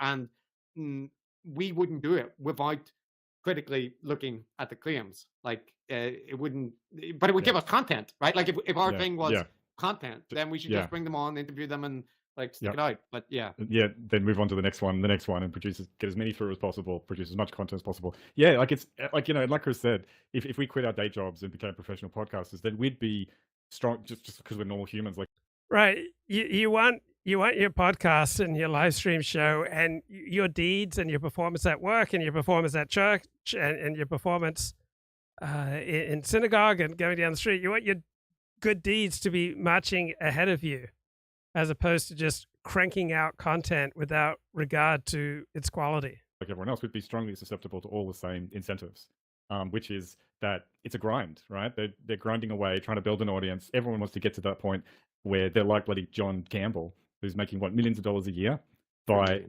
$3 million a year by doing anti-vax stuff. Like that's where it can lead you. When you're focused on metrics. I mean, if that happens, I mean, that's not gonna happen. Yeah, so John Campbell is the guy with the PhD in nursing, who's just become increasingly anti-vax. No, but you know what I mean. You're going to get compromised. I mean, Chris, I told salary of the CEO of Bet365, and like speaking of gambling, like let me give you an example. I've told you, Chris, so you'll be a bit bored. Sorry, but I'll just check out. Yeah, just check out. But like and I'm not like, I have a policy like in terms of research work. That's my day job, doing research. So if you have standards, right? If you have policies, if you have commitments greater than yourself, you're going to appear stodgy. You're going to appear pompous, right? You're not going to be cool and hip and as slippery as those who don't have any greater commitments than themselves. Funded by someone, in my case, pretty much always government organizations. But the thing is, in gambling, because there are it's very political, there are inherent issues with conflicts of interest. I recently have just won a proposal to the New Zealand Ministry of Health, big project. I've proposed to subcontract a researcher down there. She also did a little project looking into health and wellness or something but she was getting paid by the racing. It was paid by the racing group. So I had to let her go, not use her for that thing because of the conflict of interest. Some researchers in the UK, they're basically replicating some of my work over here. They're putting in a proposal to an organization called Gamble Aware, and it's a very fine organization. Like it's a funding body. It's got an independent scientific review board. It funds good work. I've got no problem with it, but it is funded by discretionary contributions, regular contributions from the gambling industry, right? This part of their social, do-gooder type thing. But the point is that they're discretionary. So that means that if the Gamble Aware funds research that they don't like or whatever, they might conceivably pull their funding and exert influence over research that way. So I've had to say, no, I can't have my name on that project, can't even pay me $1. I'm still going to help them out just because I'd like to see the research done. I mean, and I'm not special, like that's my policy. I just inherited it from Matt Rockloff, my colleague, because, but that's. Yeah, so they're frequently in academia, far higher moral standards than those employed by independent podcasters such as myself. I just point that out. Like that's the way academics treat conflicts of interest, like pretty seriously. Now, but in Podcastistan, they got none of that. There is just no conception of conflict of interest. Huberman's taking money from this and endorsing that. Campbell's doing this. Like nobody talks about where their money's coming from and what their incentives are in terms of, how they're getting paid. And it's super important to put your cards on the table and say, this is where you direct, especially when you're an opinion maker. Like being a researcher is the same as being a podcaster, right? Because you're a knowledge worker, you're creating, like you're giving opinion in a way, right? And so being biased is important. And you just everyone needs to earn a crust, everyone needs to live. Everyone gets funded by something, whether it's Patreon donations or Gamble Aware or the New Zealand Ministry of Health. And through your job, but I meant or your job. You're funded by whatever company employs you. So well, yeah, that's right. Yeah, like I'm technically paid by my university, but you know what I mean. Both, Adam. Yeah. Okay, so Tucker Carlson is singing a different tune about Israel these U.S. aid, military aid to Israel, and the implied security guarantees, some explicit, but many implied security guarantees of the United States to Israel, probably haven't helped Israel that much long term. It's a rich country with a highly capable population. Like every other country, it's probably best if it makes its decisions based on what it can do by itself. And I don't see any advantage to the United States. I mean, I think it's important for each country to make its own decisions. Again, I don't think you can overstate the lack of wisdom, weakness, short-term thinking of American foreign policy leadership. These are the architects of the Iraq War, of the totally pointless destruction of Libya, totally pointless destruction of Syria, and the 20-year occupation of Afghanistan that resulted in a return to the status quo. So like of the Vietnam War, their track record of the Korean War, even going back 80 years, is uninterrupted failures. I just don't have any confidence in those leaders to improve. When was the last time they improved another country? All right, some good points there from Tucker Carlson. I think the Korean War was probably worth fighting, but we only had to fight it because the U.S. gave explicit signals that they didn't care about what was going on in Korea, just like the first Iraq War was because the U.S. gave off signals that it didn't care if Iraq swallowed Kuwait. So millions of pro-Israel Americans are very concerned about the Biden administration turning against Israel. And I've been talking to friends about that this week. And I think my friends are completely wrong. There's no reason to be concerned that the Biden administration is going to turn against Israel. Now we see an article here in the Washington Post. U.S. signs off on more bombs, warplanes for Israel. So Biden wants to win re-election. He wants to win Michigan. He doesn't want to lose Arab and Muslim voters in key battleground states. But Biden is not going to turn his back on Israel. So Washington Post says, despite a widening rift with the Israeli government, the Biden administration continues to authorize the transfer of 2,000-pound bombs and other weapons. Right? They are authorizing the transfer of billions of dollars in bombs and fighter jets to Israel.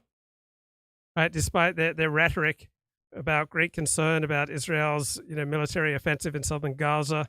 So new aid package includes 1,800 2,000-pound bombs, 500 500-pound bombs, all sorts of arms continuing to flow from the United States to Israel. So I don't think that Biden is going to be turning his back on Israel, that Israel's going to be fighting against the United States anytime soon. A little bit more on the business of podcasting, in particular the new bloke on the block, Chris Williamson, who's become much bigger over the past, 3 years? Williamson, working with the macronutrients and the micronutrients, at the research center, like dropping things into test tubes and like, oh man, if we add 6% more potassium to this nut, it'll really, really crack things. But somebody mentioned about Chris Williamson.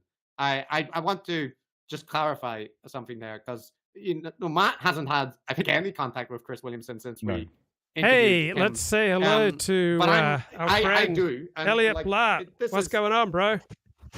Blessings, Luke. Can you hear me? Blessings. I can, loud and clear. All right. So, long time no chat. A little pre-Shabbos stream, You got. Yeah, pre-Easter, bro. Oh, Easter too. That's right, man. So, spring has sprung, man. So, listen. So a lot of things been going on here, but the most recent is. So I went for like 6 weeks without drinking coffee. Wow. Have you ever tried this? We'll go on to. Well, I usually don't drink coffee, so right. it's you have more other like amphetamines that you like to eat, but consume. But that's another. My Adderall. So how's that going, by the way? Pretty good, but I can't handle 20 milligrams. Like, even though I had 20 milligrams at like 5 a.m. yesterday, I still couldn't fall asleep until like 1 a.m. this morning. So I can't handle 20. 10 I can handle just fine. Interesting. Well, I sort of had the opposite problem. Like, I thought I could live without coffee for a while, and for some reason, for the first 2 or 3 weeks, it didn't affect me. And then for the past couple of weeks, I was just completely comatose from morning till dusk. I couldn't function effectively anymore, and I was really starting to wonder if I was, had something deeply wrong with me. And so today And I finally broke. You do. Well, I do. Yeah, it's undebatable. But so I finally I felt like I couldn't work anymore. I was going to lose my job or something if I didn't do something. So, so I just relented. I had this sort of, Ubermensch fantasy about being, not dependent on any coffee, I didn't need any of these external inputs. And so I finally broke down though, and I just drove and bought some coffee, made myself a cup. And what happened? And it was just like it was just like turbocharging my life. I've been just crushing. Fantastic, isn't it? All of this stuff that I've been putting off, and I can see the world in color again. I can execute. I'm just back to who I was. So that's what ADHD medication does, but without. I was wondering, is that literally what Did you have this sort of before and after? I mean, it's different. There's not the jangly effect, but if you get the dose right, there are all sorts of things that you just don't feel up to doing. And then you take your ADHD medication, and number one, you can sustain your focus. All right, so it's not like it comes and goes, but you can sustain. You start acting like a normal person, and you're not as emotionally volatile, and you can just methodically, take care of the things that are most important. So why didn't you just try the coffee route and to go just directly to the pharmaceuticals? Do you think? Well, there are different effects. I've tried, I had my first cup of coffee at age 27. And over the last 15 years, I probably had, on average, say, three cups of coffee a week. Yeah. So there are some benefits to caffeine. But if you want to overcome ADHD, ADHD medication is just far more effective than caffeine or nicotine. How about nicotine? Have you been off the nicotine the last 8 weeks? Oh, I haven't touched it for a while. I treat that like I treat, a pharmaceutical. It has a really strong effect on me. And the last time I did it, I took the whole piece, and I got what I needed to be done, but it took me 3 days to return to something approximating normal. So that's not good. Yeah, so I that's going to be in case of emergency only. So yeah, you want to fine tune your medications. You don't want that jangly effect for days. You don't want to lose sleep. On the other hand, you don't want to take an inadequate amount of medication. Yeah, and so. So anyway, I've been trying to. I may have lost you. No, I'm here, bro. Okay, you could never lose me. If you see just 2 feet in the sand and you think that I left you, no, that's when I was carrying you. Okay. So anyway, I had some interesting. So you remember, beginning of the year, I was really down in the dumps, and I was sort of alluding to some. Yes, bad events in my life, and I didn't really ready to talk about them and so forth. So I'm ready to talk now, bro. Are you ready to listen? Oh, bro, this is a safe space. All right. So about a year ago, I talked about this. I told you about this kid that I sort of hired to work with me, right? Mm-hmm. Mm-hmm. And so over time, it became clear that he was ripping me off. And so I need to sever the relationship. And so I finally severed the relationship about last summer, around June. And, but I just kind of wanted to let it peter out. I didn't want it to be I didn't want to do a Trump, you're fired situation. I just kind of wanted to let it grow and just peter away, hopefully. So long story short, he kept sending me these quote unquote bills for work he's done, right? And I knew he didn't do it. So I said, you're going to have to, send me some accounting and show me what you've done here, because I just can't be paying you this money without understanding what you've done, because right now I'm not seeing it, right? So long story short, he never sent me that. And then I caught him. So I had 2 storage spaces. One's in town, one is up in Napa, right? I drove up to Napa and I caught him like just wholesale stealing all the books from the storage space that I was storing there, right? And worse than that, he was with his mother. He was doing this with his mother, right? I catch it. And so we have this huge confrontation. I say, what are you doing, et cetera, et cetera. This is, you're stealing, et cetera, and so forth. And that basically severed the relationship, in a very sort of climactic way, right? Just in a very decisive, unambiguous way. So 6 months go by. I didn't really think much about it. And I get this knock on the door. It's weird sort of knock on the door in the middle of the day. And it's a process server. Oh, great. And he sues me. The guy's suing me. And I go, are you kidding me? The fucking chutzpah on you. And so this is just unbelievable. And I'm saying, I don't even take it seriously because it's so preposterous, right?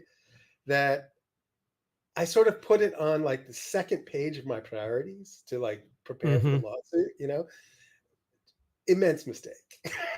Immense mistake. Right. And so anyway, so the hearing comes, the beginning of the year, and I lose. He sued me for $7,000, and I lost the case. And I was in small claims court. Yeah. You showed up and made your case to the judge. I showed up and made my case. Yes. Okay. But he managed to blow a lot of smoke in the eyes of the judge, right? And I hadn't I didn't realize the extent. So it's not like I had everything he was presenting, right? He had a brief description in the filing, so I said, okay, I'll make a similarly brief rebuttal. I won't put a lot of effort into documenting my side of the story and so forth. Long story short, he wins, right? And I am completely crushed by this, right? And so, incapacitated, I can't think about anything else. I don't know. You've been through some legal stuff, have you not? Yes. And did you find that an enjoyable process? No. Would you say it's one of your least favorite things to undergo? And so, all right. So, this is the first time it's ever happened to me. And so I didn't realize, and this is a relatively trivial matter, it's not like jail was in the offing or anything.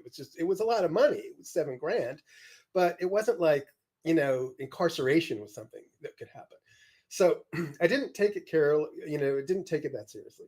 And so, anyway, so I lose. We get to that point. And then, so I've got a month to appeal, right? You have a month to appeal after the judgment. So, but as it turns out, so January has 31 days, right? And the way I did the math, and it was so I had the ostrich effect where you put your head in the sand. You don't want to deal something very unpleasant. So it's sort of you just leave everything to the absolute last minute. And so I ended up leaving everything to the absolute last minute, and I missed the deadline by a day because, I had to respond by the 8th of, or what was it, the 18th of February? Yeah. It was 30 days, but I just figured, okay, whatever the number was, let's say it was the 8th. So I said February 8th, but in truth, it was February 7th because January has 31 days. So I missed the deadline by a day. And so, this was devastating, right? And yes, I say, come on, I tell the is there anything that you can do, right? I'm talking to the clerk, and they say, well, You can file the appeal anyway, and the judge might grant it, they might not, right? And I said, oh, what the hell, I'll do it. I'll just throw a Hail Mary, right? And amazingly, they granted me the appeal, right? Wow. Yeah, Wow. which is like a Hail Mary, and it's like jump ball in the end zone, and it comes down, and I get it. I catch it. It's touchdown, right? And so I get a new date, like 30 days from that, which was like last Wednesday. And I go, and this time I'm prepared, right? And so I get there, and he doesn't even show. So I just win. And like this immense relief comes over me.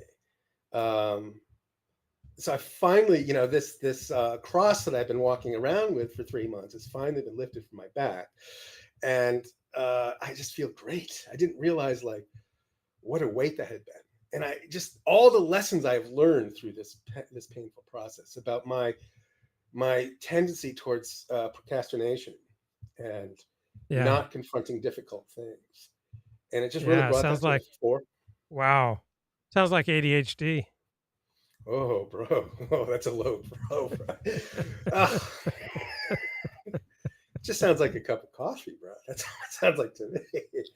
But in the course of this, so when you go through one of these like sort of deep, traumatizing, unsettling experiences, it causes you to sort of, what caused me anyway, to completely just, what's the word? Excavate all of this long suppressed, buried, unpleasant things that I need to take care of. I just did them all in this 3-month period, like one by one, chunked through it, just gritted it out, hated every minute of it. Like, caulked the bathroom tub, fixed the kitchen sink, organized my papers, did all this kind of stuff, I just felt like I was going through some sort of cosmic penance that I had to do. And then by doing this, I just felt like God rewarded me with this sort of layup of an appeal. I don't know. Yeah, what's that movie, The Karate Kid, where he starts learning how to fight karate and he starts off just cleaning the guy's car, and the philosophy is you polish here, you shine over there. Yes. Everything is you started polishing your bathroom, and it started shining in other parts of your life. That's a good way to look at it. I didn't actually see the movie, but I'm aware of that scene in The Karate Kid and the polishing. But wax on, wax off. Right. I've heard that many times. Yeah. But it's sort of another thing. It's just life is practice. You need a good practice, right? Just an airtight set of disciplines that you follow and you don't deviate from. That helps, but that's great. It may be more important to see if you can realign the chaotic impulses. So you are going through life with all sorts of maladaptive, chaotic impulses just coursing through your brain into your physiology, into your body, impulses that will lead you to destruction. So if there was a way to turn off most of those self-destructive impulses, that would be a lot easier than trying to go through life with an iron level of discipline.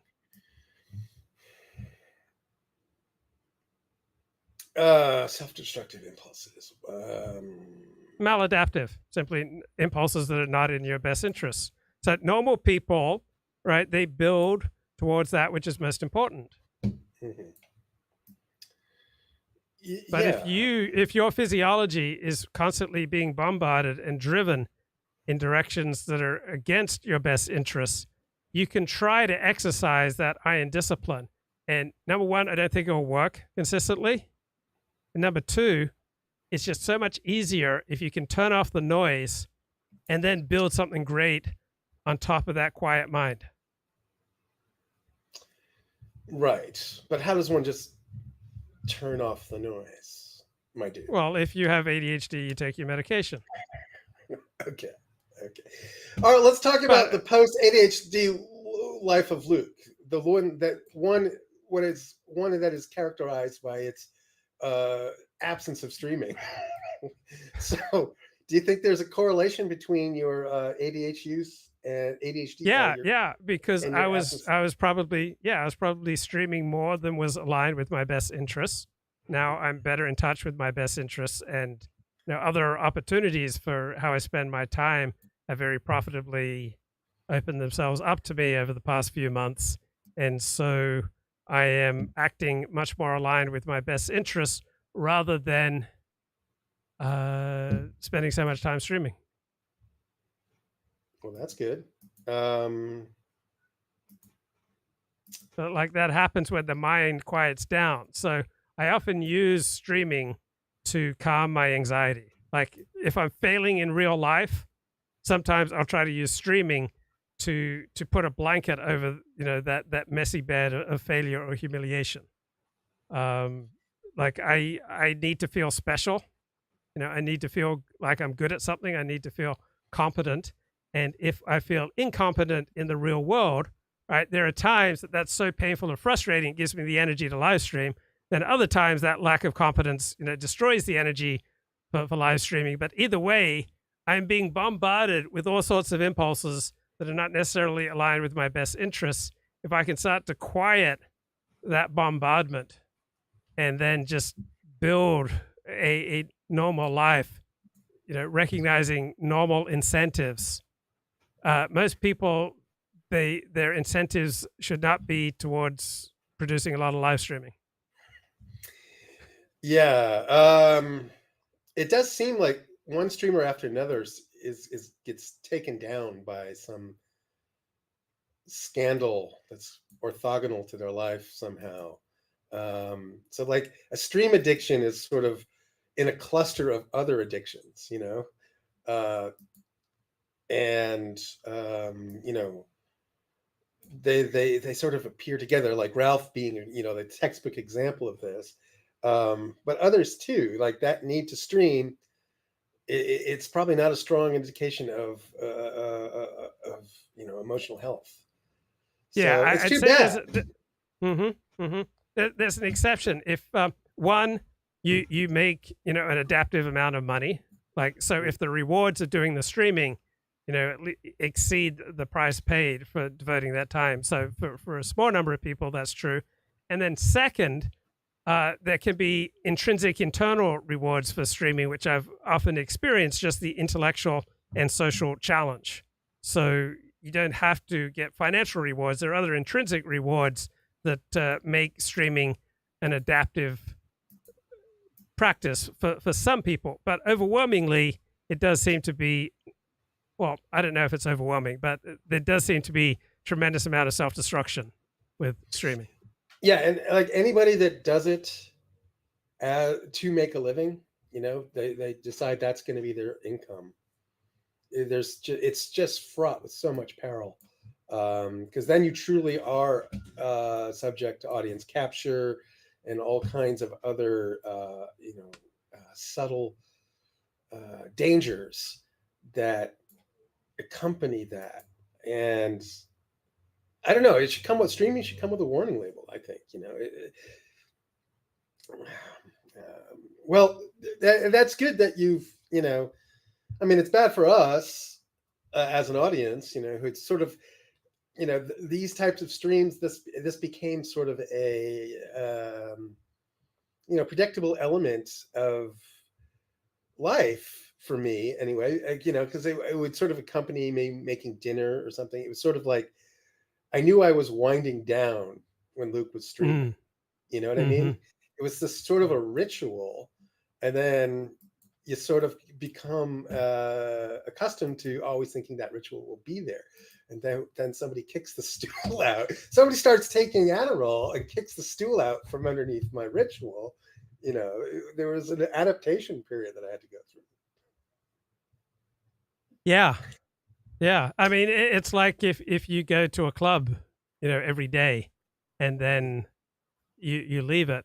I mean, you formed probably a lot of relationships, and you've come to make that club or that workout or that group or that Torah study group or that church a foundational part of your life. But you were putting a blanket over a mess, right? You were distracting yourself with the club, the religion, the endeavor, the hobby, to distract yourself from what you should have primarily been taking care of. Yeah, what do you think about? Are you a tidy person? Do you keep your? I'm average to. I'm average, maybe slightly above average for straight men. So you have like one section that's a bit chaotic, and you just kind of throw all the chaos there, and then you throw a blanket over it. But generally speaking, the rest of your place is tidy. I'm not sure I can judge for myself, and I'm not going to turn the camera on that. So, I'll just leave it as an open question. I think I'm average. Yeah, I'm thinking about it out loud. I think I'm average to above average, and one of the most devastating things I ever heard from a friend. He came to visit me in my apartment, and he said that my place looked like that of a suicide victim. So it's certainly been a major problem in my life. So certainly women would come over for the first time, and then they'd say, okay, let's get out of here. I feel really icky being here. Yeah. Do you think, so there's this school of thought that says, great minds like a nice mess, geniuses don't have tidy surroundings. And I think that's bullshit. Yeah, I think generally speaking, being tidy is better than not. I think it's even more important to be clean. So, I shower regularly, I clean regularly, I vacuum, I dust, I look for the cobwebs, I keep things clean. So that's a very important value to me. Yeah, that's good. And then it's just how much it serves you. So, I mean, I keep everything I do, backed up often to multiple places. So, I think I practice pretty good hygiene with my electronics. Spoken like a true streamer. Hey, has there been any word on JF? No, I don't know why that story doesn't get more attention. No, exactly. And there's like this eerie quiet. I used to be skeptical about his guilt, but now I'm almost convinced. Which talk about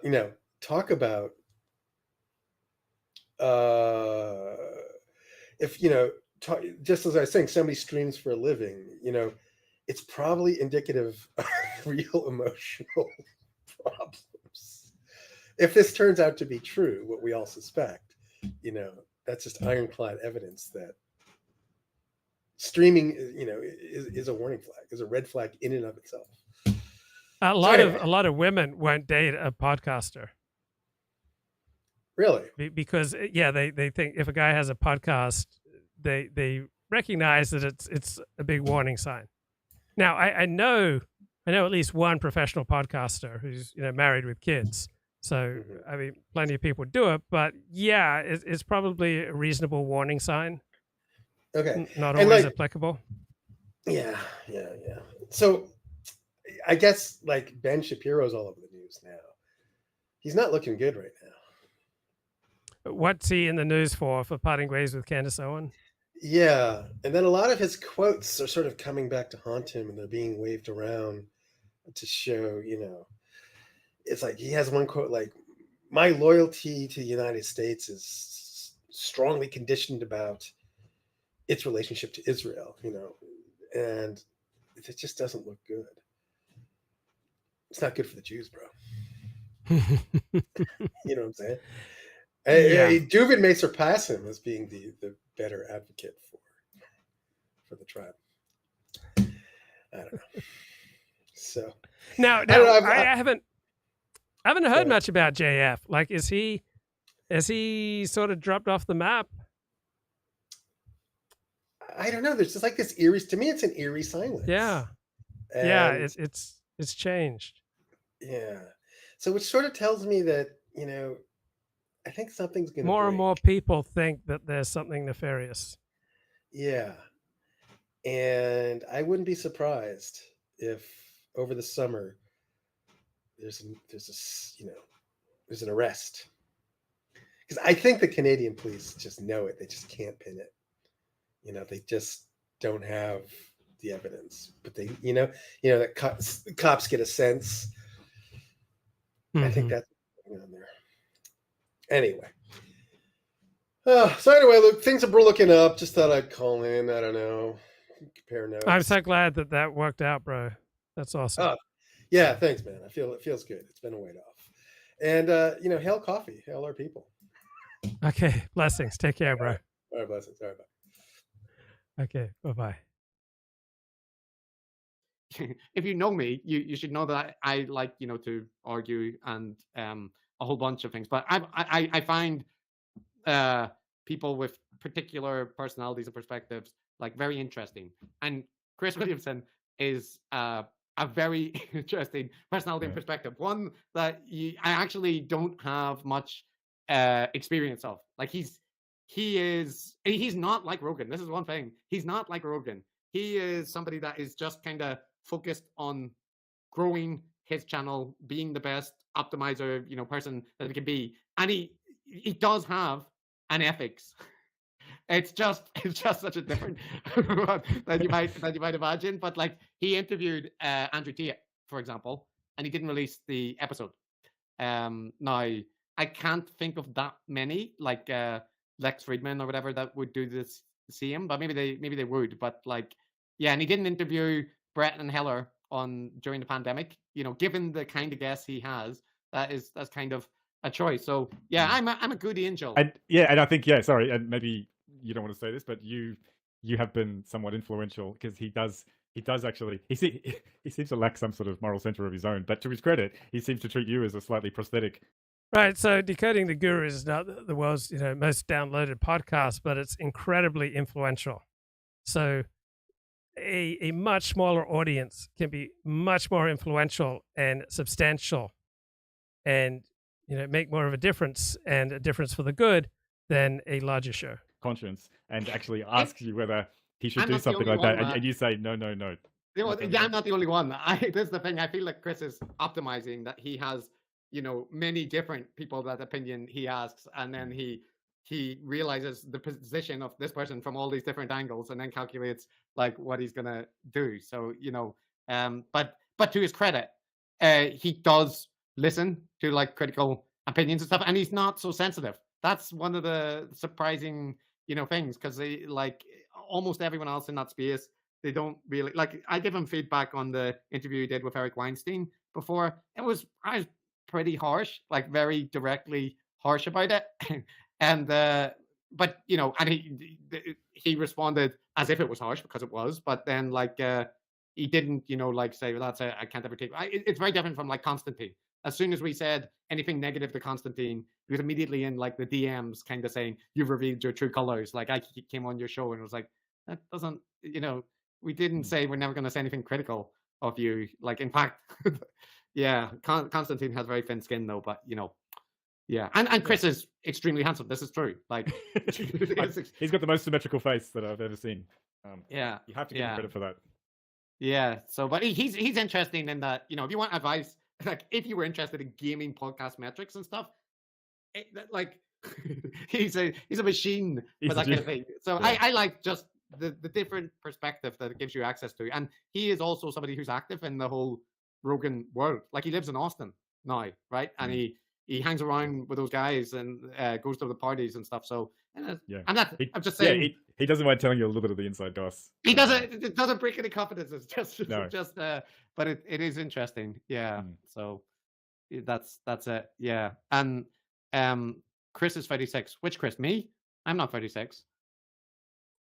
Okay, a few thoughts here on Hassan Piker, the useless left-wing live streamer. His partner, who's the British fitness guy that just did the thing about how all podcasts are a money-making scheme, basically. And it's just like this 20-minute video of them like kind of joking around at some gym or whatever. It's very YouTube-y content. But the thing is, his friend is taking the piss out of him hard. He's just constantly referencing that he's on the juice and that he's talking about Chris Williamson. And in a very like a kind of, and then they're kind of having banter in a British way, because they're both British. And like that's one of the things, is to be comfortable with taking the piss, right? And that is something that I think like you would need to be able to do. And he displayed the ability to take the piss and have the piss taken out of him, which is the necessary criteria. And Adam was asking about people who are on the agenda to cover. First is Sean Carroll. He's up next. We have the Kevin Mitchell interview that we want to do. And then there's a whole list of people that we're supposed to clear off. But they've now, just as he asked that, is now gone out of my head. I know Matthew McConaughey and his weird multi-level marketing thing is there. But who were the other ones? There was a whole Hassan Piker, or sorry, Hassan Abi, but Hassan Yuval Harari is on the list. You want to do that? And is it Hassan Piker? Or is it I think his name online is the thing he did with the Houthi pirate. We're gonna do that because it's such a joke. It's such an indictment of YouTuber and streamer culture. That interview, it's insane. We might do a little bit of a short season around like YouTubers and streamer types. Wait, why is it an indictment of live streamer culture when you've got some terrible live streamers any more than you can use the telephone or a fax machine for stupid purposes? And we wanted to do, who's the Naomi Klein? We wanted to do her, remember, in the category of anti-gurus or people that are interesting, but I have some issues. No, my mind always goes blank. I'm only just thinking of the guests we got coming, Kevin Mitchell, and who's the lady we're going to? Okay, a little bit more from do our garometer for Sam after this live stream, right? That's right. Sam Harris. Right. Yes, we're going to do Sam. And I mentioned to you, I've not listened to him, Matt. That's how productive I am on my commute. I swear, I am beginning to feel like, though, that listening to things at like times 2 and a bit speed, it gives you, it just makes everyone sound like they're they're just rushing through points and this kind of thing. But I listened to Sam and Jordan Peterson episode, and it goes. I was wondering how our decoding is going to hold up, right? Because we kind of talked about why does he want to talk to Jordan Peterson? Why is he saying, to Chris Williamson, well, I'm happy to speak to Jordan, and you were saying, but why? Why do you want to talk to him? And I was mentioning, I think I said this in response to someone in the subreddit, the Sam Harris subreddit, if these two were really invested in their worldviews, they should have lots to discuss, because Jordan thinks that the WEF is like instilling global communism, going to make everybody eat bugs, that climate change is a complete fraud, that that COVID vaccines are deadly and are killing people. Yeah. Right. So they have a big divergence there. Sam, on the other hand, is worried about people being polemical and reactionary, addicted to Twitter, and promoting misinformation. So he should consider Jordan Peterson as one of the big figures that is pushing that extremely dangerous worldview that he hates, right? Yes, he should. He should. Barely a word about any of that. They do talk about Twitter a little bit. Sam complains about Elon Musk, and then Jordan says, well, let's get on to something else. They both agree Twitter can be deranging, but maybe it's also good. It's unclear. Then Twitter can be deranging by Jordan Peterson. He has been tweeted in deranged poems for the last few months. Or cum milking porn, right? Like in dystopian China, whatever the case is. And then they do mention vaccines. Sam mentions that people can't even agree on whether vaccines are good or bad. That's a shame. That's a shame. We can't come together on that one. Next point. and then the majority of the episode is spent on the Bible and truth and Jesus and this kind of thing. And there again, you might think, good chance they've got quite divergent views, right? Like and so there might be some arcs and friction and whatnot. But essentially, it's just exchanging monologues. Like Sam gives a monologue which completely contradicts Jordan Peterson's view, talking about religious texts as dogmatic, and the thing that if you're a Christian, you have to believe that Jesus is divine, which is it's not a truth. Without that, you aren't a Christian. Jordan completely ignores that, talks about mystical poetry and stuff. Then Sam talks about Buddhism and how it's not about evil, it's about ignorance is the problem, not evil. Then Jordan talks about how everybody believes evil is the problem, and that's it. They're just kind of trading back and forth, monologues, and then at the end. Saying that they, it was a great conversation, and they're glad they could talk. Look forward to talking again. Oh, and Sam's going to produce 30 minutes of behind the paywall content for the Daily Wire. See, that's the problem with this. Like we got to stop calling it the IDW sphere. It's whatever it is, right? This influencer, they're influencers of some kind, and this is the problem with them. Like if we had a conversation, like superficially, you and I, you said this to me, Chris, superficially, or on the face of it, you and I have a similar worldview to Sam Harris, right? Politics might be slightly different or whatever, but essentially, the same kind of worldview. Yet, if Sam spoke to us, we would be fighting the whole time because we wouldn't just like exchange platitudes and monologues. And if we spoke to Jordan Peterson, it would not go well. No, he wouldn't like it. He wouldn't like it. And also, of course, Sam doesn't mention anything that Jordan has done. Doesn't, there's no obvious that he did any research into anything that Jordan has done. Jordan doesn't reference really anything that Sam has talked about in the past. So this is my theory, Chris, that they are, like, you're often dismayed at how little these people know, right? In the sense that they don't seem to have looked into anything from each is other. that horrible? Yeah, each other or anything. And, Alex Jones. Like, yeah, Alex Jones or that Andrew Tate, like, you name it, they don't know about it. And they certainly, at some point in that episode we covered, Sam Harris sort of wonders whether or not Jordan Peterson listens to his podcast. Of course he doesn't. Jordan Peterson would not listen to anyone else.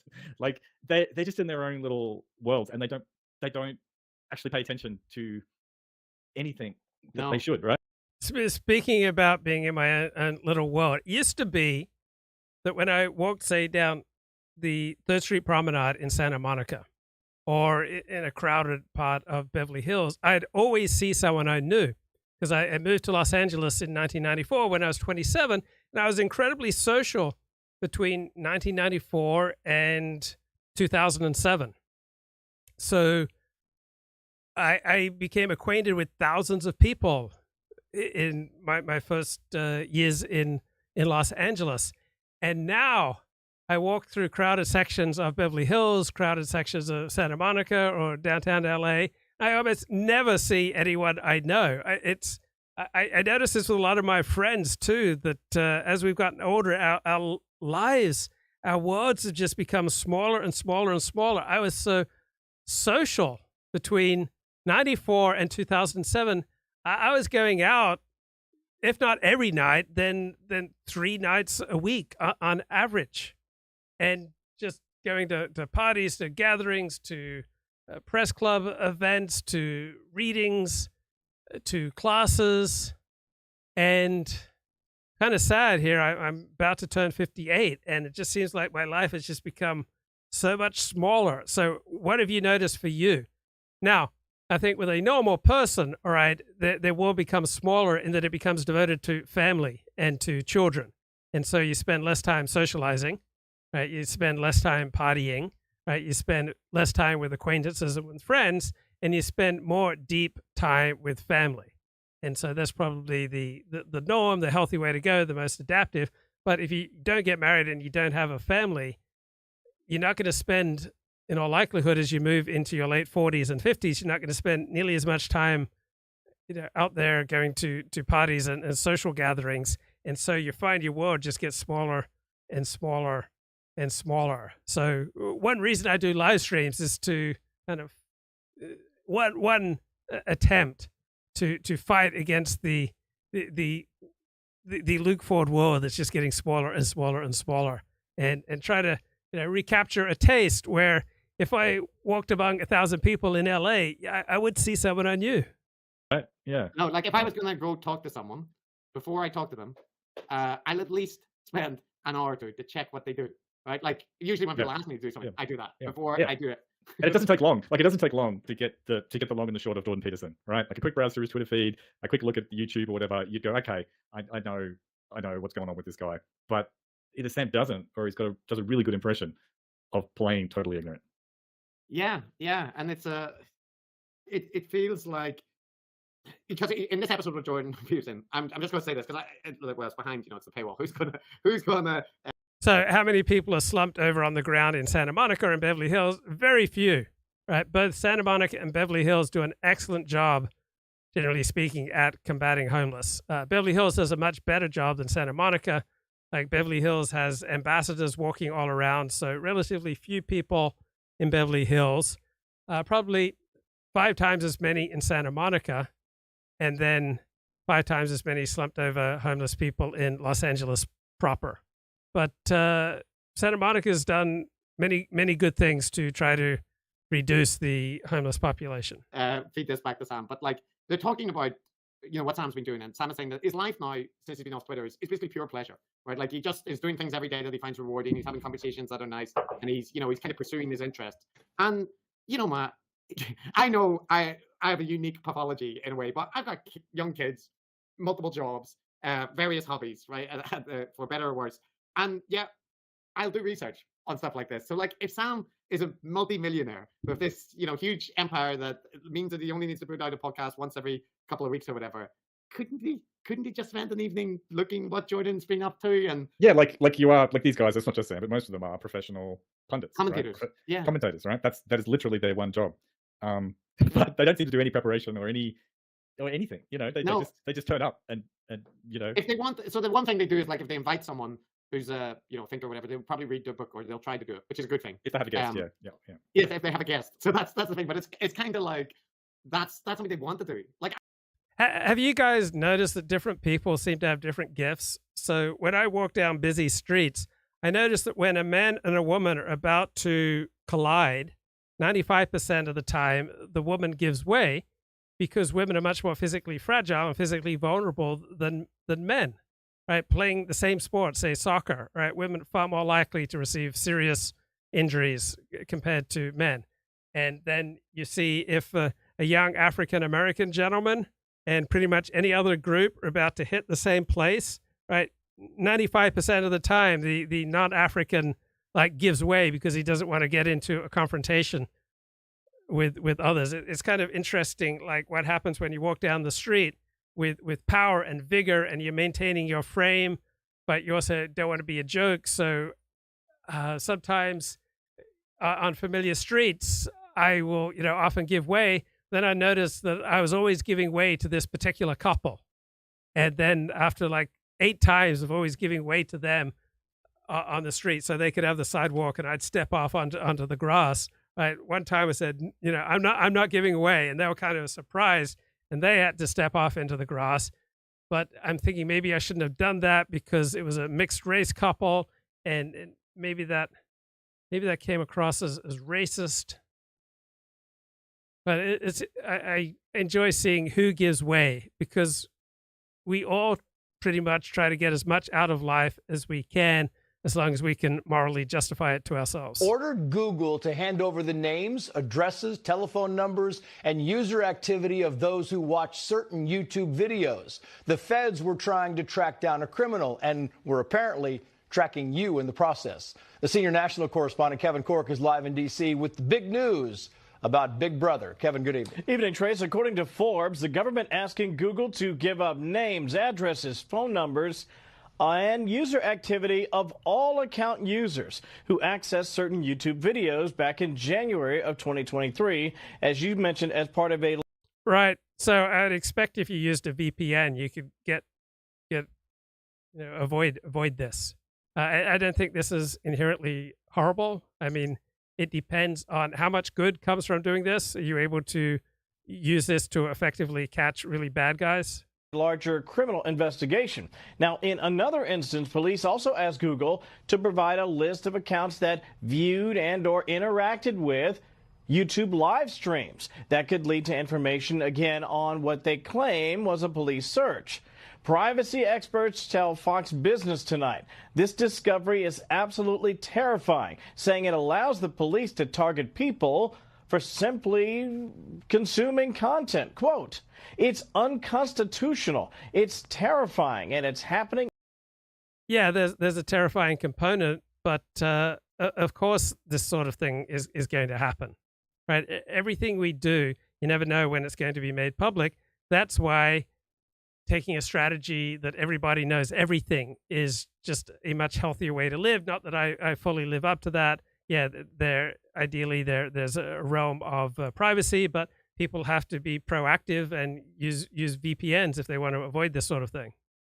Every day, these YouTube warrants are just as chilling, allowing police to target people simply for the content they consume. No one should fear a knock at the door from police. They're not going to get a knock on the door because of what the YouTube algorithm serves up, right? The police would need to see a lot more evidence. This would just be one piece of evidence among probably 10 things that they'd need to target bad guys. Police simply because of what YouTube's algorithm serves up.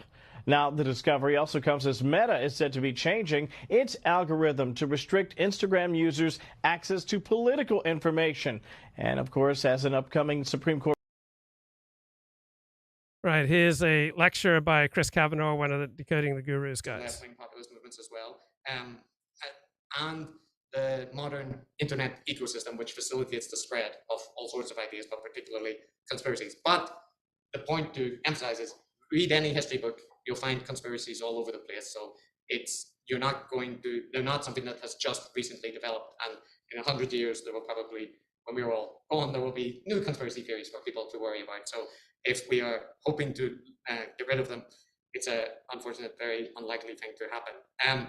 Okay, so that's the context. Now, in terms of gurus, the typical word or the typical understanding of the word guru relates to spiritual master or expert in some tradition. It's from Sanskrit and can refer to teachers or mentors, usually with a particular tradition or field, and often associated with some kind of esoteric knowledge. You have it in mainstream traditions and you have it in fringe movements. And most of the religious movements that emerge throughout history tend to have charismatic leaders who could fit into a template of a guru as traditionally understood in the spiritual sense. So you have some examples there, Alan Watts, Sadhguru, and the Buddha. So in those cases, it doesn't have to be something which is negative, right? There is also the kind of common vocabulary use of a stats guru or a presentation guru or whatever, like somebody who's very good at something. So not always negative. And that traditional understanding of guru will come back. But the other category which is relevant is shamans. And there you have all different kinds of shamans across different cultures. The kind of dramatic performances tend to be a relative consistent, but the kind of famous representation of shamans in media is illustrated in these images. And Manveer Singh has discussed shamans as, from the point of view of cultural evolution, an early developing profession, which is useful and necessary for human societies in the respect that humans all over the world, especially in pre-modern societies and whatnot, have to deal with uncertainty from the environment, from other actors, malevolent forces that might be out there. And in trying to deal with those, it's not unreasonable, and a lot of our cognitive systems move towards there being the potential of agency involved. Now, if there are unseen agents acting on natural phenomenon or social things or making people sick, then an intuition that emerges is, well, what can we do to prevent them doing that, or to try and channel something more productive in the way that they are behaving. And if somebody emerges who says they can communicate with the unseen spirits or forces that are controlling the natural environment, controlling fate and destiny, that would be helpful if you could pay someone. Right, and it's one of the attractions of gurus is that they can provide a sense of security and ease and peace. That you finally found the truth. They will give a framework for creating meaning and purpose and right and wrong out of a confusing, messy reality. All right, here's the conclusion of the New York Magazine piece on Andrew Huberman. Continues to admire him. He has incredible emotional capacity. A high school girlfriend says both she and he were troubled during their time together, that he was complicated and jealous, but a good person whom she parted with on good terms. He really wants to get involved emotionally, but then can't quite follow through, says someone he dated on and off between 2006 and 2010. But yeah, I don't think it's... She hesitates. I think he has such a good heart. Andrew grew up in Palo Alto, just before the dawn of the internet, a lost city.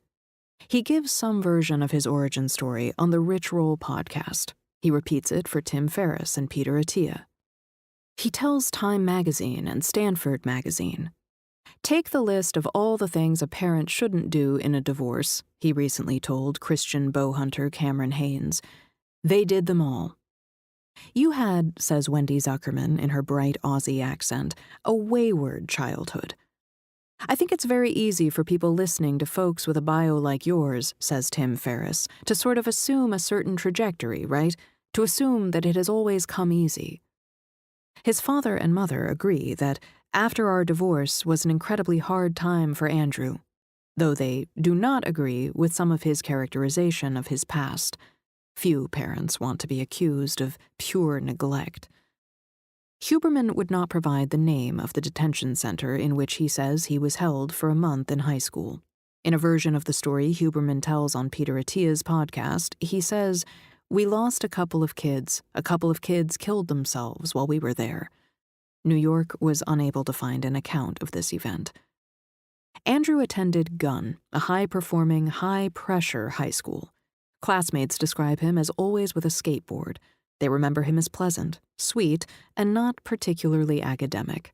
He would, says one former classmate, drop in on the halfpipe where he was encouraging to other skaters. "I mean, he was a cool individual kid," says another classmate. "There was one year he bleached his hair and everyone was like, oh, that guy's cool." It was a wealthy place, the kind of setting where the word au pair comes up frequently, and Andrew did not stand out to his classmates as out of control or unpredictable. They do not recall him getting into street fights, as Andrew claims he did. He was, says Andrew's father, a little bit troubled, yes, but it was not something super serious. What does seem certain is that in his adolescence, Andrew became a regular consumer of talk therapy. In therapy, one learns to tell stories about one's experience. A story one could tell is, "I overcame immense odds to be where I am." Another is, "The son of a Stanford professor, born at Stanford Hospital, grows up to be a Stanford professor." "I have never," says Amit, "met a man more interested in personal growth." Andrew's relationship to therapy remains intriguing. "We were at dinner once," says Eve, "and he told me something personal, and I suggested he talk to his therapist. He laughed it off like that wasn't ever going to happen, so I asked him if he lied to his therapist. He told me he did all the time." A spokesperson for Huberman denies this. "People high on psychopathy are good at deception," says Buss. "I don't know if they're good at self-deception." With repeated listening to the podcast, one discerns a man undergoing, in public, an effort to understand himself. There are hours of talking about addiction, trauma, dopamine, and fear. Narcissism comes up consistently.